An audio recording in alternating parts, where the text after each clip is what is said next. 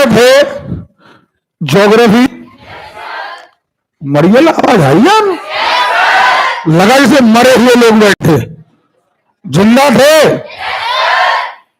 चलिए अब देखे, हमें एक्चुअली पढ़ना है अब पृथ्वी का स्ट्रक्चर। क्या पढ़ना है? अब एक बात याद रखिए, यहां से भी बहुत क्वेश्चन आते हैं। पृथ्वी के स्ट्रक्चर से ही आपको भूकंप के बारे में पता चलेगा। अब ना हो ये हरकत में, तुम चाटा मार देंगे तुम्हें। ठीक है, हम बात कर रहे, क्या पढ़ना पड़ रही नीचे, क्या पलटा यार बताओ, पागलपन के द्वारा हम बात चालू कर दी, दोस्त तरफ देखो। फिर हमने कहा पृथ्वी के स्ट्रक्चर के बारे में आपको 2-3 तरीकों से पता होना चाहिए। सबसे पहली बात, पृथ्वी का स्ट्रक्चर कैसा है, कहां पानी है, कहां भूगर्भडी है। अब ये कहां जोर मारता है, देखें मेरा पेपर की दृष्टि से देखें। एक तो हम यहां पढ़ते हैं तो भूकंप के बारे में पढ़ते हैं, और हम पढ़ते हैं ज्वालामुखी के बारे में। ओके, अच्छा, यहां भूकंप ज्वालामुखी यहां काम के। प्लस जब हम महाद्वीप पढ़ते हैं तो महाद्वीपों में एशिया में कितने ज्वालामुखी हैं, भारत में कितने ज्वालामुखी हैं। फिर पता चला यूरोप के बारे में आ गया, या उत्तरी अमेरिका के बारे में आ गया। तो वहां से फिर आते हैं महाद्वीपीय वाइज। ओके, पढ़ने का मन है? लग नहीं रहा है बेटा? अच्छा, बढ़िया पढ़ने वाले लोग विशेष ध्यान दें। बाकी लोग तो देखो, हम हजारों बार कह चुके हैं भाई, गधेरों को खींचने का प्रयास ना करें। जो लोग अच्छा पढ़ने वाले हैं वो ध्यान नहीं दे रहा, ठीक है? अब देखिए, पृथ्वी है। अब पृथ्वी एक ग्रह है जिस पर हम रहते हैं। अच्छा, इसका निर्माण कैसे हुआ? तो लोगों ने कहा कि यहां पर जैसे सूर्य है तो सूर्य क्या है, जलता हुआ एक गोला। ओके, एक थ्योरी दी गई कि एक और कोई तारा सूर्य के पास से निकला होगा। अब पास माने बिल्कुल पास नहीं, लेकिन उसके लिए करोड़ों किलोमीटर भी पास है। ओके, दोनों के गुरुत्वाकर्षण के कारण, जैसे किसी सिगार से कोई जलती हुई आग से कोई तिनका बाहर निकल जाता है, ऐसे सूर्य से एक जलता हुआ तिनका कहां निकल गया, बाहर। ओके, और इन्हीं से ग्रहों का निर्माण हुआ, और इन्हीं से पृथ्वी का निर्माण हुआ। अब चूंकि सूर्य एक जलता हुआ पिंड है, तो निश्चित तौर पर उससे जो आग निकली होगी वही जलता हुआ पिंड होगी। अब आपको याद हो कि हमने पढ़ा था कि सूर्य में हाइड्रोजन है, हीलियम है, लोह तत्व भी है, और बहुत सारे पदार्थ हैं। तो इस तरीके से जब पृथ्वी अलग हुई तो ये भी पूरा का पूरा एक आग का गोला थी। अरे क्लियर है? धीरे धीरे करके ये ठंडी होना शुरू हुई, और अब क्या हुआ कि इसमें जो ऑक्सीजन और हाइड्रोजन के मिलने से जलवाष्प बनी, सो इससे बन गई ये वाष्प। क्या बन गई? ओके, अब यदि पृथ्वी को देखें तो पृथ्वी में क्या हुआ कि भारी पदार्थ बीच में बिल्कुल नीचे बैठ गए। ये हो गए भारी पदार्थ, हाँ या ना?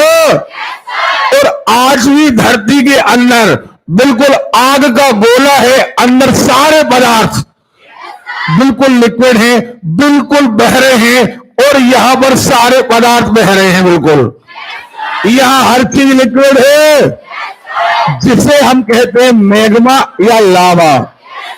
क्या कहते हैं?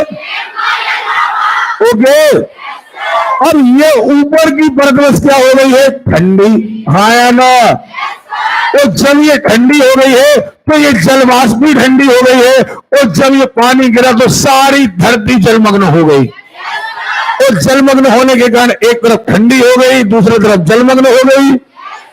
तो अब ये सारा का सारा ये वाला जो ऊपर वाली परत है वो ठोस हो गई।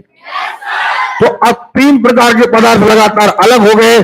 पदार्थ पहले सब एक थे, जैसे हम किसी लिक्विड को रख दें तो जो ज्यादा वजनदार होते हैं वो कहां बैठ जाते हैं, नीचे। जो कम वजनदार वो पीछे, जो सबसे हल्के वो, क्लियर है? तो ये जो ऊपर वाला भाग है ये चट्टानों से मिलकर बना है। अब चट्टान क्या है भैया? दुनिया की हर वो चीज जो पृथ्वी में पाई जाती है वो चट्टान है। क्या है? क्लियर है? तो अब क्या हो रहा है? ये पूरा चट्टान है, लेकिन चट्टान के नीचे क्या है? लावा। क्या है? लावा है।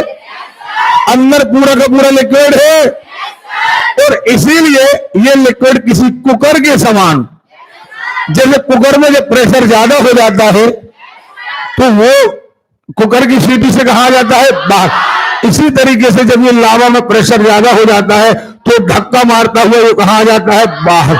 ओके, जब ये पदार्थ बाहर आता है तो इसे कहते हैं ज्वालामुखी। क्या कहते हैं? ओके, तो जब ये पदार्थ धक्का मार करके बाहर आता है तो सारी धरती हिल जाती है। तो यहां इसी के कारण से आते हैं भूकंप। क्या आते हैं? भूकंप आते हैं, ज्वालामुखी आते हैं, और भूकंप और ज्वालामुखी आने के कारण ही धरती बार बार रीसेटल होती है, बार बार अपना सेटलमेंट बदलती रहती है। इसीलिए जहां पहले पर्वत नहीं थे वहां अब पर्वत हो जाते हैं, जहां पर पहले पर्वत थे अब वो समाप्त हो जाते हैं, क्योंकि बार बार पृथ्वी अपना आकार क्या कर रही है? क्लियर है? तो यहां पर कोई चट्टान थी वो धंस गई, पता चला जो नहीं थी वो ऊपर उभर गई। नहीं आ रही बातों में? क्लियर है? तो लगातार धरती पर आकार बनने का और बदलने का दौर चलता रहता है। जो पहले कभी समुद्र में डूबा था वो बाहर आ गया, जो बाहर था वो ओके, तो लगातार चलता रहता है। तो धरती की 3 परतें मेन अपन को पढ़ना है। एक जो धरती के अंदर है वो क्रोड है। क्या है? अच्छा, एक बात ये बहुत अच्छी बात ये है, थोड़ा समझने वाली बात ये है कि यहां पर ये धरती का जो सबसे ऊपरी परत है, ये देखो, ये ऊपर वाली परत की भी सबसे ऊपरी परत है। इतने पर पेड़ पौधे हैं और यहीं पर हम रहते हैं, यहीं पर पोषक तत्व पाए जाते हैं। और अगर हम निचली परत देखें तो ये सबसे ऊपरी परत है और ये महाद्वीपीय परत कहलाती है, और इसी परत पर समुद्र वगैरह पाए जाते हैं। क्योंकि नीचे समुद्र नहीं, नीचे तो लावा भरा पड़ा है। अब यहां सबसे इंपॉर्टेंट बात जो हम बताने जा रहे थे, यहां का टेम्परेचर कम है, यहां का ज्यादा है, लेकिन यहां का और ज्यादा है। नहीं आ रही बात सुनो? धरती के अंदर का टेम्परेचर लगभग सूर्य की बाहरी सतह के बराबर है। अब यह मजेदार बात क्या है? मजेदार बात यह है कि ये लिक्विड है लेकिन ये लगभग ठोस है। अब आप कहोगे सर जब इस टेम्परेचर पर ये लिक्विड है तो उससे ज्यादा टेम्परेचर पर ये ठोस कैसे हो गया? कारण यह है कि यह प्रेशर बहुत ज्यादा है, हाई प्रेशर। सुन रहे हो? हाई टेम्परेचर और हाई प्रेशर। ओके, अतः यहां पर आने पर यह भाग क्या हो गया? ठोस। इसे कहते हैं क्रूड। क्या कहते हैं? हाँ या ना? अरे क्लियर है? पक्का? अब आते हैं अपन जनरली पढ़ते हैं। हमने बेस क्लियर कर दिया आपका। यहां पर्वत, नदियां, ऊपर की पृथ्वी है, पृथ्वी पर नदियां हैं, जल है, वन है, मरुस्थल, सब कुछ है। मुद्दे की बात आती है कि पृथ्वी आखिर उत्पत्ति कैसे हुई? तो उत्पत्ति का सिद्धांत हम आपको बता चुके कि पृथ्वी की उत्पत्ति सूर्य से अलग हुए पदार्थ धीरे धीरे ठंडे होने पर हुई। प्रारंभ में पृथ्वी ठंडी चट्टानों का एक समूह थी। पृथ्वी की इन चट्टानों में रेडियोधर्मी पदार्थ यूरेनियम, थोरियम आदि थे। इन रेडियोधर्मी ऊष्मा निकली। सीधी सी बात, मुद्दे की बात पर आते हैं। जब पृथ्वी का द्रवीकरण हुआ, लिक्विड, तो गुरुत्व के प्रभाव से इसके पदार्थ में पुनर्व्यवस्था, रीअरेंजमेंट, और ये चलता ही रहता है। द्रवित लोहा भारी होने के कारण पृथ्वी के अंदर चला गया, जिससे पृथ्वी के क्रोड का निर्माण हुआ। हल्के भाग जो पहले पृथ्वी के केंद्र में थे वो कहां गए? और इससे भूपर्पटी का निर्माण। जो हल्के भाग थे वो कहां गए? जो भारी थे वो? क्लियर? चलिए अब देखें, द्रव पृथ्वी का भिन्न भिन्न घनत्व की परतों में विभाजन हो गया, और इससे अलग अलग विभाजन होने से 3 परतें बन गई। एक सबसे अंदर क्रोड, सबसे बाहर बनी भूगर्भटी और बीच में बन गया प्रवाल। क्या बन गया? कोई डाउट? बताइए, कोई डाउट है? इन चीजों को पता होना चाहिए। अब इनकी बातें देखिए, अपन को जोर कहां मारना है। देखो बेटा, अगर ये स्ट्रक्चर हमें पता, कोई भी एग्जाम हम दे रहे हैं, सबसे ज्यादा लड़के लड़कियां चूक कहां करते हैं? जैसे अभी हम पढ़ेंगे ज्वालामुखी। लड़के लड़कियां क्या करते हैं? ज्वालामुखी की परिभाषा पढ़ लेते हैं, लेकिन पेपर में ज्वालामुखी की परिभाषा लिखने नहीं आती, क्योंकि हम 12वीं का एग्जाम नहीं दे रहे हैं। अब आता है कौन सा ज्वालामुखी कहां है? तो पृथ्वी पर कम से कम 20-25 ज्वालामुखी ऐसी जो वेरी वेरी मोस्ट इंपॉर्टेंट है, वो याद करना है। अगर 20-25 याद हो गए, कहां से पेपर आएगा? अगर ये भावना आपके अंदर है तो निश्चित तौर पर एग्जाम आपका निकलेगा। क्लियर है? चलिए, इस अवकलन के कारण ही 3 परतों का निर्माण हुआ, चट्टानों उपस्थित गैसें वगैरह हुई, फिर धीरे धीरे गैस ठंडी हुई, पानी का निर्माण हुआ, वायुमंडल का निर्माण हो गया। अब देखें पृथ्वी की संरचना। पृथ्वी की संरचना 3 परतों से मिलकर बनी है, भूपर्पटी, प्रवार और क्रोड। इसे कोर कहते हैं। ये कोर है। कोर के बाहर जाओ तो हाँ या ना? प्रवार कह ले या मेंटल कह ले। और सबसे ऊपर क्या है? हम कहां रहते हैं? क्रस्ट बार। भूमि उपजाऊ कहां है? क्रस्ट बार। ओके। समुद्र कहां है? क्रस्ट बार। क्लियर है? समुद्र इस पर नहीं, क्योंकि ये तो लावा है। क्या है ये? तो समुद्र की गहराई चाहे कितना गहरा समुद्र हो, लेकिन भूपर्पटी तक ही रहता है। ओके। अच्छा, एक बात और आगे चर्चा आएगी। ये जो पूरी भूपर्पटी है ना, ये लगभग 19 से 20, पूरी धरती 19 से 20 प्लेटों से बनी है। और ये प्लेटें, अब अपन कह लें प्लेटें या कह लें बड़ी बड़ी चट्टानें, जिन्हें हम कहते हैं टेक्टोनिक प्लेट। क्या कहते हैं? अब ये प्लेटें तैर काय पर रही है? लावा पर। काय पर? भाई ऊपर भूपर्पटी है, अंदर क्या है? लावा। तो ये ऐसा लगता है जैसे ये प्लेटें तैर रही हैं। अब जब 19 से 20 है, तो आप बताइए कि अगर लावा नीचे है तो निश्चित तौर पर ये हिलेंगी डुलेंगी? ओ भाई, धरती का हिलना डुलना जैसे आदमी के ऊपर मच्छर बैठा हो और आदमी के थोड़े से हिल भर गए, तो मच्छर के लिए तो भूकंप आ गया, नहीं आ गया? बस यही स्थिति हमारी है कि धरती अगर थोड़ी सी भी हिल जाए तो मनुष्य के लिए तो बहुत बड़ा खतरनाक है। अब आगे बात सुनिए। ओके, चलिए पढ़ते हैं आगे। अब देखो, ये धरती की संरचना है। अब देखें जरा, हमने धरती को अगर हम ऐसा काट करके देखते हैं तो आप देखें सबसे ऊपर ये देखो, ये नीला पानी दिख रहा है। ये देखो, ये महाद्वीप दिख रहे हैं। तो ये देखो, ये इतनी लेयर है। देखो ये इतनी लेयर, ये क्या है? भूपर्पटी। क्या है? अरे क्लियर है? ये जो लाल दिख रहा है, ये लावा वाला एरिया है। क्या है? अब लावा के अंदर है कोर, ये हम कहें क्रोड। क्लियर है? तो अब इसे भी 2 भागों में बांट दिया है वैज्ञानिकों ने। एक कह दिया है बाहरी क्रोड और एक कह दिया है भीतरी क्रोड। ये देखो आउटर और ये देखो इनर। समझ में आ गया? अब आप बिना चित्र देखे मन में इमेजिन करो कि पृथ्वी कैसी है। बाहर भूपर्पटी है, अंदर क्या भरा पड़ा है? लावा। क्या भरा पड़ा है? अंदर लावा भरा पड़ा है और उसके अंदर क्या है? क्रोड है। क्लियर है? नहीं आ रही बात? सुनो, आ रही है? चलिए, हर चीज आपको समझ में आएगी। अब देखो, इसको ऐसा अपन देखने के बाद यदि इसको ऐसा एक कटिंग करके देखें तो अब ये सबसे अंदर देखो, ये है क्रूड। हाँ या ना? अरे क्लियर है? पक्का? क्लियर है? क्लियर है?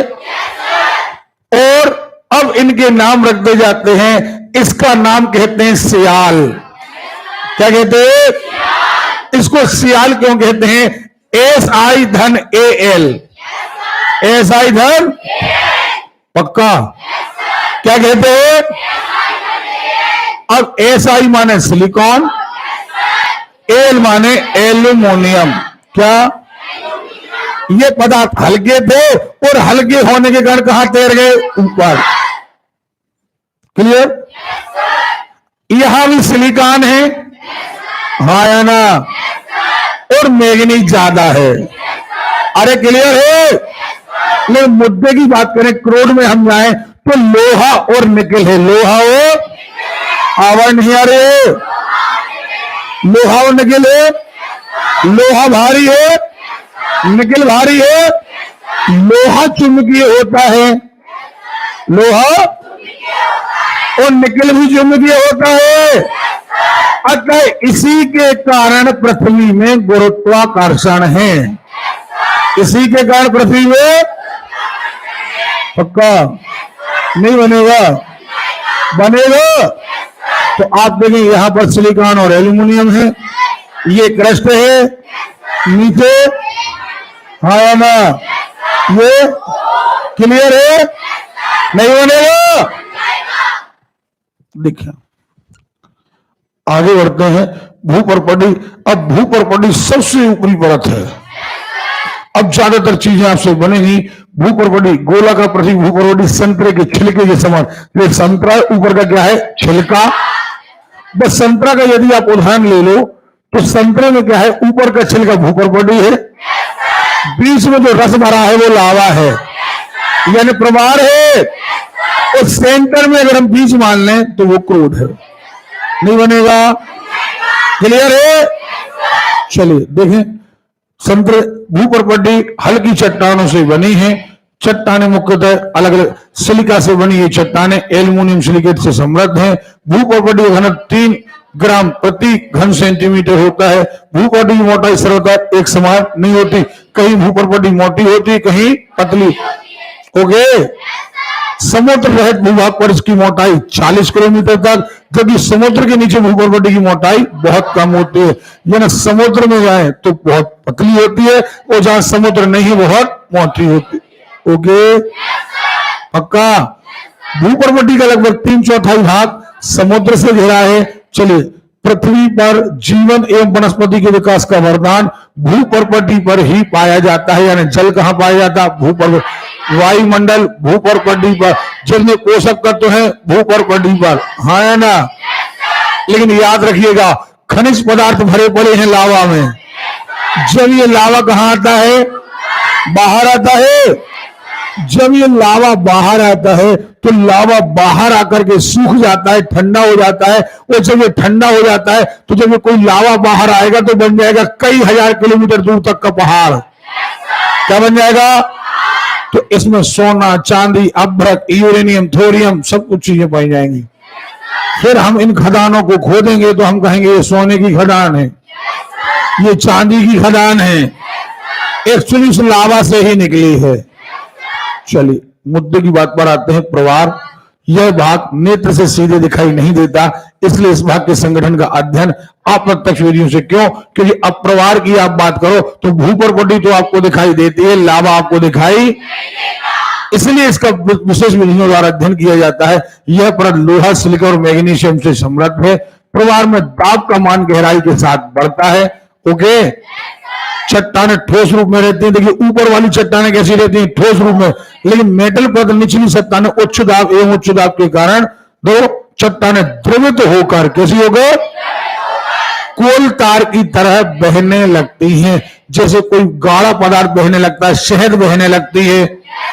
ओके। प्रवार की ऊपरी सतह से निचली परत की ओर घनत्व धीरे धीरे बढ़ता है। ये सब पढ़ते रहिएगा आप। मुद्दे की बात पर आते हैं। पृथ्वी का केंद्रीय भाग क्रोड कहलाता है। क्रोड की त्रिज्या लगभग 3400 किलोमीटर है। अत्यंत गर्म भाग है, मुख्यतः लोहा है और निकेल है। क्लियर है? क्रोड का ऊपरी भाग द्रवित लोहे का बना है। लेकिन याद रखिएगा, नीचे जब हम केंद्रीय भाग की बात करते हैं तो इस भाग में फिर से भाग हो गया है ठोस।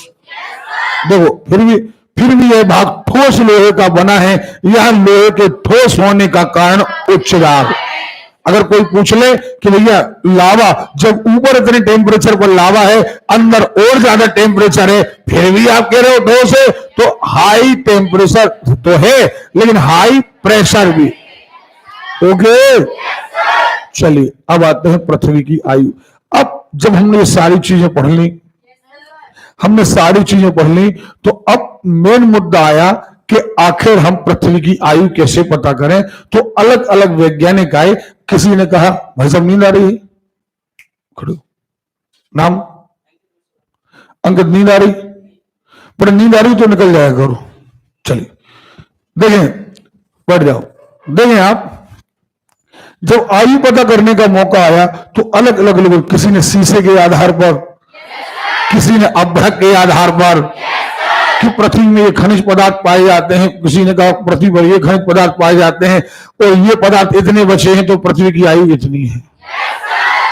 लेकिन ये सारी की सारी बातें एंथेटिक नहीं निकली, इनका सही प्रमाण नहीं आ पाया। तो बाद में एक बात आई कि यूरेनियम विधि से हम इसका पता करें। कैसे? इसके पीछे तर्क ये था कि कोई भी चट्टान हो, पृथ्वी का कोई भी भाग हो, वहां यूरेनियम जरूर पाया जाएगा। और यूरेनियम की एक विशेषता है कि यूरेनियम एक रेडियो एक्टिव पदार्थ है, यानी अगर इसे हम खुले में छोड़ दें तो ये ऑटोमेटिक ऊर्जा निकालता है और ये लगातार पदार्थ कम होता जाता है। इसकी एक बात और है, इसमें कभी भी चाहे बरसात आ जाए, चाहे गर्मी आ जाए, चाहे ठंड आ जाए, यूरेनियम पर कोई फर्क नहीं पड़ता। यूरेनियम की अपनी प्रोसेस अलग है, लेकिन बाकी पदार्थ क्या करते हैं, गर्मी में उनकी प्रोसेस अलग, ठंड में उनकी प्रोसेस। बात समझ में आ रही है? तो सबने फिर चुना कौन सी विधि? यूरेनियम विधि। कौन सी विधि? तो इससे एक बात और पता चल गई कि पृथ्वी पर अगर कोई पहाड़ की आयु पता करना है, हमें कोई चट्टान की आयु पता करना है, हमें पृथ्वी की आयु पता करना है, तो हम मुद्दे की बात करेंगे यूरेनियम विधि। कौन सी विधि? कौन सी विधि? क्लियर है? अब इसे हम बारीकी से पढ़ें तो आप देखें, पृथ्वी की आयु ज्ञात करने के लिए कुछ विद्वानों ने स्वतंत्र रूप से अलग अलग प्रयोग किए। अब प्रयोगों में सुनने जरा, जोली महोदय, एक जोली नाम के वैज्ञानिक थे, उन्होंने आयु को पता लगाने का प्रयास किया और उन्होंने अभ्रक को चुना। किसको चुना? अभ्रक के आधार पर उन्होंने बताने का प्रयास किया, लेकिन सफल नहीं हुए। आगे बढ़े हम तो एक और आए, इनने यूरेनियम के साथ सीसा और थोरियम के साथ शीशे के साथ इनने आयु की गणना करी। ये 2 अरब 25 करोड़ वर्ष आई, लेकिन ये भी सक्सेस नहीं रही। रेडियो सक्रिय पदार्थों के आधार पर पृथ्वी की आयु गणना में सर्वाधिक सफलता प्राप्त हुई और यही विधि सबसे ज्यादा विश्वसनीय मानी गई। कौन सी विधि? रेडियो सक्रिय पदार्थ यानी यूरेनियम विधि। कौन सी विधि? ओके। यूरेनियम तथा थोरियम किसी न किसी रूप में तथा मात्रा प्रत्येक सेल यानी चट्टान में पाए जाते हैं। इसलिए यूरेनियम डेटिंग विधि का प्रयोग पृथ्वी की आयु ज्ञात करने के लिए। अरे क्लियर है? अब आते हैं, हमने जो बातें आपको बताई हैं उनको आपको ध्यान से देखना है। ओके, जो बातें हमने आपको बता चुके हैं उनको आपको ध्यान से देखना है कि पृथ्वी का स्ट्रक्चर कैसा है और ये एक्चुअली बना कैसे है। देखना आप जरा, जो आपने बातें सुनी है। देखें, ये पृथ्वी है, क्लियर है? अब हमें पृथ्वी को काट करके हमने देखा तो ये क्रोड है, देखो जरा, इनर क्रोड है, ये आउटर है, ये क्या है? प्रवार है, 2 क्रस्ट है, मेंटल है। ओके, चलिए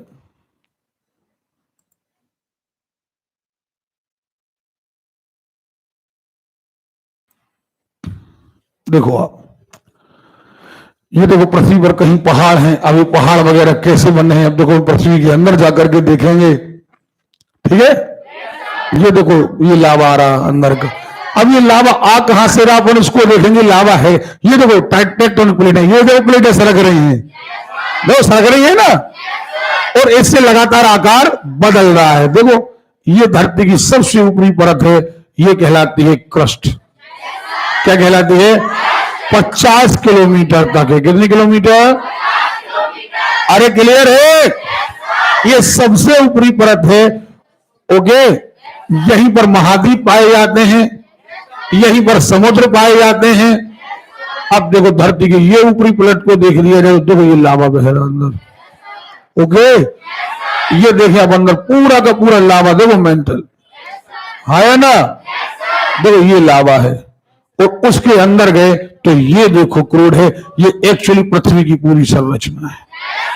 अब देखो जरा, ये देखो 2900 किलोमीटर, कितने 2900 किलोमीटर ये लावा भरा पड़ा है। अब इसका टेम्परेचर आप देखिएगा, देखो लगभग 4000, कितना है, हम और अंदर जाएंगे तो मिलेगा 6000।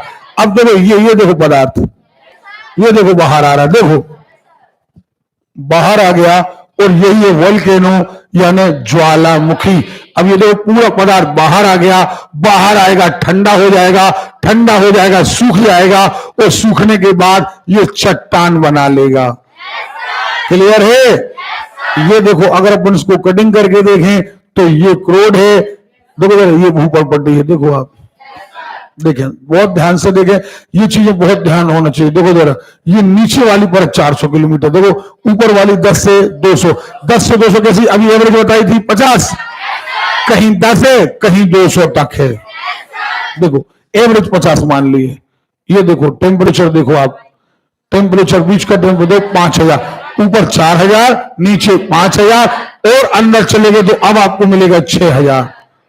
ओके, देखो ये 2200 किलोमीटर है, क्लियर है? और नीचे गए हम तो अब हमें टेम्परेचर बहुत हाई मिलने वाला है, ठीक है? देखें, ये देखो ये क्रूड है। अब ये चमक क्यों रहा है? ये फाइनली ठोस अवस्था में नहीं है, दबाव के कारण ठोस अवस्था, प्लाज्मा अवस्था। देखो 6000 तक पहुंच गया। और ये देखो जितना सूर्य का टेम्परेचर है उतनी पृथ्वी के अंदर टेम्परेचर है। क्लियर है? चलिए, इनर कोर है, और इनर कोर लगभग 1250 किलोमीटर का है। क्लियर है? ये देखिए प्लाज्मा अवस्था में, और ये भी सरकता रहता है। क्लियर है? चलिए, तो ये बात आपको समझ में आई है या नहीं आई है? ईमानदारी से बताइएगा, सारी चीजें आपको समझ में आई हैं? मुझे लगता है बेहतर तरीके से आपको समझ में आया होगा। ऊपर टेम्परेचर बहुत कम है, नीचे 4000, फिर 5000, फिर जाकर के 6000। ओके, चलिए, ये चीजें दिखाने से क्या होता है कि आपके दिमाग में सारी चीजें बिल्कुल स्थायी रूप ले लेती हैं। देखो आप, अब यहां क्रोड से देखो, हमने कहा था ना गुरुत्वाकर्षण बल कहां से निकल रहा निकल रहा है, और ये देखो सूर्य से अपने केंद्र का गुरुत्वाकर्षण बल रिलेटेड है। नहीं आ रही बातों में? आ रही है? देखो ये एक लेयर, फिर अब बन जाएगी कौन सी लेयर? भूपर पट्टी की लेयर। क्लियर है? तो इस तरीके से पृथ्वी क्या हो गई? कंप्लीट। ईमानदारी बताना, आपको समझ में आया है या नहीं आया है? मुझे लगता है आपको बेहतर तरीके से समझ में आया है। ओके, तो ये है पृथ्वी की संरचना। ये क्या है? पृथ्वी की कितनी लेयर है? 3 लेयर। सबसे पहली परत भूपर पट्टी है, इसे सियाल कहा गया। क्या कहा गया? क्लियर है? नीचे वाले को कहा गया SI और ME, सीमा। तो सबसे नीचे वाले को कहा गया कोड, वहां पर आयरन है और निकेल है। क्लियर है? पृथ्वी के अंदर का टेम्परेचर बहुत ज्यादा है, 6000 है, जबकि अगर हम मेटल का देखें तो 4000 से 5000 तक है कि नहीं है? हाँ ना? और इतने टेम्परेचर पर क्या होता है? प्रेशर कुकर जैसा हाल होता है, कभी कभार ये कहा जाता है बाहर। ओके, अभी हम ज्वालामुखी के बारे में पढ़ेंगे। तो अब तो हमने ये पढ़ लिया, तो अब इसको पढ़ने के बाद अब हम पढ़ेंगे कि जो एक्चुअली अब भूपर पट्टी है, तो भूपर पट्टी कई सारी मटेरियल से मिलकर के बनी है, और ये सारे मटेरियल जब बनते हैं, सारे मटेरियल जब बनते हैं, तो कोई मटेरियल हो जिससे धरती की ऊपरी परत का निर्माण हुआ है, वो सारी चीजें चट्टान कहलाती हैं। अब हम चट्टानों के बारे में आपको कुछ चीजें बताएं, ये तो सुने जरा। धरती पर चट्टानें कैसे निर्मित होती हैं, जरा सुन लें आप, ताकि एक बार सुनने के बाद आपको सारी चीजें बिल्कुल क्लियर हो जाए। ठीक है? आप देखो क्या होता है, धरती पर मोस्टली होती हैं दो चट्टानें, और तीसरी चट्टान उनका रूपांतरित रूप है। क्या होता है, सबसे ज्यादा जो चट्टानें बनती हैं वो बनती है लावा के निकलने से। कैसे? अब लावा जो धरती से निकला, ये धरती से लावा निकला है ना, उसको लाल कर दे रहे हैं, ये मान के चलिए धरती है, ये धरती लावा निकला, ऊपर आकर के ये फैल गया है ना, और ये ठंडा हो गया। जब ये ठंडा हो गया तो यहां पर चट्टानों का निर्माण हो गया, और हमने इन्हें कहा एक्चुअली इग्नियस, आग्नेय चट्टान। क्या कहा? क्या कहा? एक बात, एक चट्टानें फाइनली कैसे बन रही हैं? लावा से। दूसरी प्रकार की चट्टानें बनती हैं जमा होने से। जब कोई चीज, जैसे फॉर एग्जाम्पल हम आपको एक उदाहरण दे रहे हैं, आप कहीं पर जाकर के अपने घर का कचरा फेंक देते हैं, आप जाकर के फेंक देते हैं, फिर जाकर के फेंक देते हैं, आप उसे ठोकते पीटते नहीं, मात्र फेंक देते हैं। लेकिन आप कुछ दिनों के बाद देखते हैं कि हमने ना उसे दबाया ना कुछ किया, लेकिन फिर भी वो जाकर के वहां बहुत हार्ड हो गया, ठोस हो गया। देखा कभी ऐसा? आप कहीं मिट्टी का ढेर डाल करके आए, मिट्टी का ढेर बाद में जाकर के ठोस हो गया, नहीं देखा आपने? बस यही चीज है। क्या होता है, एक दूसरे प्रकार की चट्टानें, अब चट्टान का मतलब दिमाग में ये मतलब है कि जो ऊंचा है वही चट्टान है भाई, जो मैदान है वो ही, क्योंकि धरती का हर वो मटेरियल जो धरती के निर्माण में भाग ले रहा है वो क्या है? चट्टान। तो धरती में कोई आड़ी चीटली, वो भी चट्टान। कोई खड़ी है ना?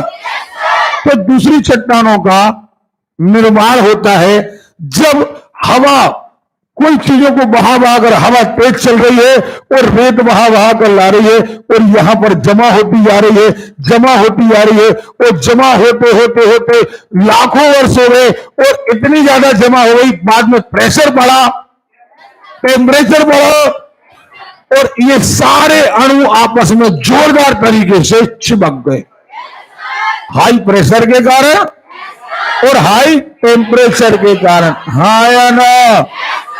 अब ये अणु आपस में चिपक गए तो ये ठोस हो गए। हमने कहा ये भी एक चट्टान है। और उदाहरण ले लें, मान के चलिए आपके एरिया में बाढ़ आई, और लगातार बाढ़ आती है, या पानी कहीं से बहकर आता है, लगातार पानी क्या कर रहा है? कुछ कणों को ला रहा है, ला रहा है। अब लाते लाते वो एक जगह डालता गया, और डालते डालते अब फिर वही बात, हाई प्रेशर और हाई, क्लियर है? वो अणु आपस में क्या हो गए? चिपक गए, वो क्या बन गए? चट्टान। क्या बन गए? तो जमा होने का दूसरा मतलब होता है अवसाद। अवसाद जमा करने का दूसरा नाम है अवसाद। सो इनका दूसरे चट्टान का नाम है अवसादी चट्टान। क्या कहा? आवाज नहीं आ रही है? अरे क्लियर है? नहीं आ रही बात, सुन आ रही है? क्या कहा हमने? पक्का? अब ये जमा होने से बनती हैं, ये धरती से नहीं निकलती, ये एक्चुअली जमा होने से बनती है। अब क्या होता है, कई बार चाहे ये चट्टान हो चाहे ये चट्टान हो, जब कभी बहुत करोड़ों वर्षों तक ये चट्टानें दबी रहती हैं, तो दबे दबे ऊपर से पड़ता है हाई प्रेशर, ऊपर से क्या पड़ता है? और नीचे से पड़ता है हाई टेम्परेचर। क्या? तो ये पदार्थ डला डला अपना रूप परिवर्तित कर लेता है, एक नया पदार्थ बना लेता है। मूल पदार्थ तो एक ही रहता है, लेकिन जैसे मान के चलो चूना की यहां कहीं चट्टान थी, और ये दबे दबे यही चूना बन गया संगमरमर। क्या बन गया? नहीं आ रही बात, समझ आ रही है? कहीं पर ग्रेनाइट बन गया, स्लेट बन गई, आप हमारी बात समझ रहे हो? मार्बल बन गया। अब कोयले की खदान में कोयला और हीरा एक ही है, लेकिन जब कोयला दबा रहा तो दबे दबे जो कोयले के कार्बन के अणु थे वो जोरदार तरीके से चिपक गए और हीरा बन गए। तो हीरा भी अपने आप में एक रूपांतरित चट्टान है। इन्हें कहते हैं कायांतरित चट्टान। क्लियर है? पक्का? नहीं आ रही बात समझ में? आ रही है? तो कभी कभी क्या होता है, ये तीनों चट्टानें आपस में अपना रूप परिवर्तित करती रहते हैं। अब आप कहोगे कैसे? जैसे हम बता रहे आपको, कोई चट्टान आग्नेय है, इग्निशियस है, तो ये कहां से निकली है? हाँ है ना? अब इसी को समुद्र बहा कर ले जाए, नदी बहा कर ले जाए और धीरे धीरे काटते काटते कहीं और जमा कर दे, सो यही हो जाएगी अवसादी। क्या हो जाएगी? नहीं हो जाएगी? अब तीसरा फॉर्म, चाहे आग्नेय दबी रहे, चाहे अवसादी दबी रहे, चाहे आग्नेय दबी रहे। अरे क्लियर है? अगर ये हाइट में वर्षों तक दबे रहें, सो यही बन जाएगी रूपांतरित या कायांतरित चट्टान। फिर वही बात, यही कायांतरित फिर बह के चली गई, है ना? भूकंप आया, धस गई, लावा में पहुंच गई, फिर से लावा बन गई, फिर निकली। नहीं आ रही आंसू? तो ये चट्टानें लगातार रिसाइकिल होती रहती हैं, आग्नेय बदलती रहती, कायांतरित में आग्नेय बदलती रहती, अवसादी में अवसादी, फिर लावा में पहुंच गई, फिर बाहर आ गई तो क्या बन गई? आग्नेय। नहीं आ रही आंसू? तो आग्नेय चट्टानें सीधी लावा से निकलती हैं, अवसादी चट्टानें जमा होने से बनती हैं, और इन दोनों से बनती हैं कायांतरित चट्टानें। अब आते हैं हम मुद्दे की बात पर। देखिए आप, देखिए ये टाइपिंग मिस्टेक सेल लिखना था, वहां भूल लिख गया। जो धरातल की रचना करने वाले सभी पदार्थ सेल कहलाते, सभी पदार्थ सेल या चट्टान कहलाते हैं। पेट्रोलॉजी क्या कहलाते हैं? ओके। अर्थात जिन पदार्थों से भूपृष्ठ का निर्माण हुआ है उन्हें सेल या चट्टान या रॉक्स कहते हैं। ओके, चलिए आगे बढ़ते हैं। इनमें ग्रेनाइट की तरह कठोर, फिर मिट्टी की तरह मुलायम सभी प्रकार के पदार्थ हैं। यानी आपकी खेत की मिट्टी भी एक प्रकार की चट्टान है। नहीं आ रही बात समझ में? क्यों? क्योंकि जितना पदार्थ धरती को बनाने में है वो सारा का सारा चट्टान है। आपके दिमाग में केवल ये बात नहीं आना चाहिए कि नहीं जो ठोस है वही चट्टान है। मिट्टी भी क्या है? रेत भी क्या है? चट्टान। ओके, कोई डाउट है? पहले खिंचिए और जरा देखें आप, आगे बढ़े। ये सेल अनेक खनिज पदार्थों से बनी, अब इनमें क्या क्या पाया जाता है और ये कैसे बनती है जरा देखें। ये देखो भूपर्पडी है। अब जो कहीं पानी बह रहा है तो दो पानी जमा कर दो, कंकड़ जमा कर रहा है। अब यही कंकड़ बाद में क्या बना लेंगे? चट्टान। दो ये पानी आ रहा और लगातार पानी बहा करके कुछ चीजें ला रहा है। जब ये जैसे चट्टान बनी ना तो पहले बहा कर लाया होगा, फिर जाकर ये जमाते जमाते बड़ा हो गया। देखो इग्निशियस सेडिमेंटरी मेटाफॉर में ये इग्निशियस है, ये जमा अवसादी है, और इन दोनों के कन्वर्ट होने से अब देखो जरा इग्निशियस के बारे में हम पढ़े। इग्नियस चट्टानें लावा से बनी है। कैसे बनी है? मुद्दे की बात पर आते हैं। सीधा है, धरती से निकल रहा है लावा। ये देखे आया लावा, ये कहीं कहीं धरती के अंदर ही जम गया। देखो है ना? तो अंदर ही चट्टान बन गई जैसे ग्रेनाइट। और कुछ कहां आ गया? बाहर। तो ये बाहर ठंडा होगा तो यहां पर भी बनेगी आग्नेय चट्टान या इग्निशियस। ठीक है? देखो ऊपर, क्लियर है? चलिए हर चीज यदि आपको पता चल जाए, देखें जरा। अब इसके बाद ये बहुत सारे ठोस पदार्थ ले लिए अपन ने, ओके। चलिए, ये अग्नि चट्टानों के उदाहरण हैं जी, ठीक है ना। अभी अगर हम आप वीडियो देख लीजिए, फिर हम आपको बारीकी से बता रहे हैं। देखो ये ठंडा हो गया पदार्थ, ये देखो पूरा पहाड़ बन गया ना, अग्नि चट्टान है। अब दो सेडिमेंट्री के बारे में आते हैं, जमाव के बारे में आते हैं, कैसे जमा होती हैं चट्टानें। देखें जरा, पानी भाग, देखो जरा, जैसे अगर पानी रख दें, पानी जम जाता है, यही जो है वो अवसादी चट्टान है। जमा होने से पानी वो बहा करके पदार्थ ला रहा है, जमा करता जा रहा है। देखो ये पीली मिट्टी आ रही है, अब ये पीली मिट्टी यहां पर भरती जाएगी, बाद में देखो, अब ये देखो ये जमा हो गई। अब ये जमा हो गई, अब इस पर पड़ेगा प्रेशर, और जब ये प्रेशर पड़ेगा तो देखो, ये देखो अणु, है ना, ये पास पास आ जाएंगे और ठोस रूप से ये चिपक जाएंगे, और इस तरीके से देखो, ये देखो अब ठोस हो जाएगा। सो ये होती है कौन सी चट्टानें? अवसादी। सुन रहे हो? तो जो आप नदियों के बाजू में बड़े बड़े पत्थर देखते हो ना, वो एक्चुअली अवसादी चट्टानें, देखो आप जो जमा हो गई हैं। ओके, चलिए और देखते हैं अपन।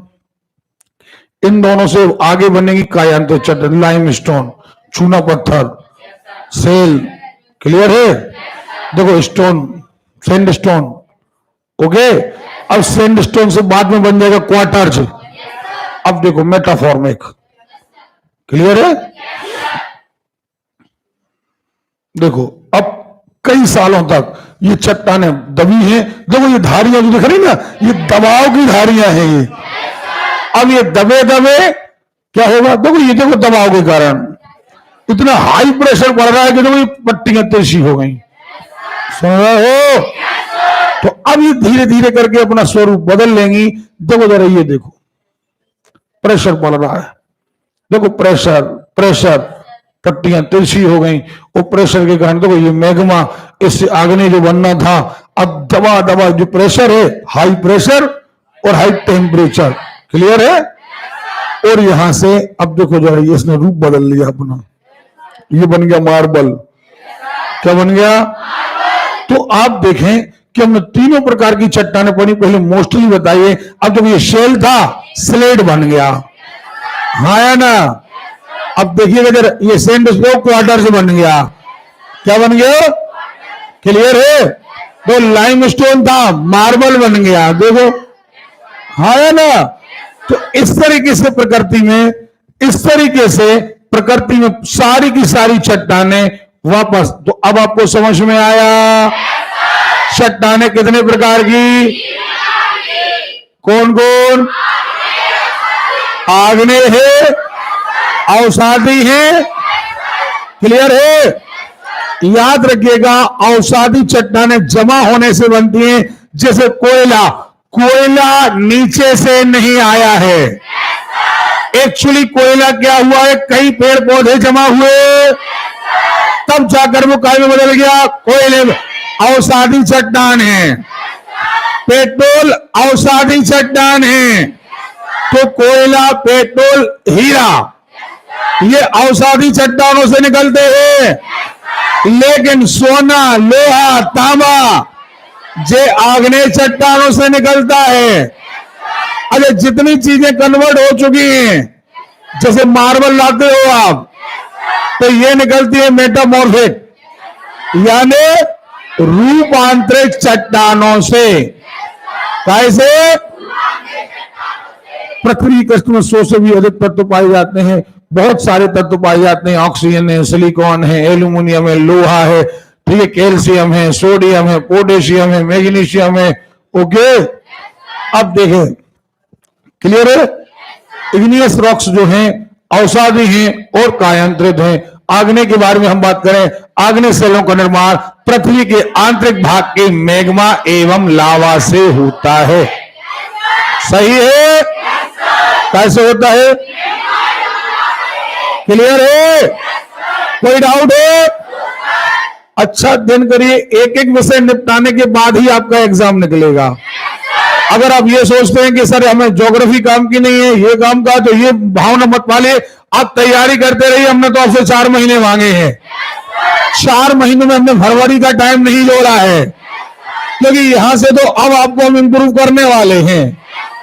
ओके, अपन 1 मार्च से टाइम गिनेंगे। बिल्कुल देखें जरा, रवेदार हैं, परतें नहीं पाई जाती, पूरा जीवाश्म भी नहीं पाए जाते।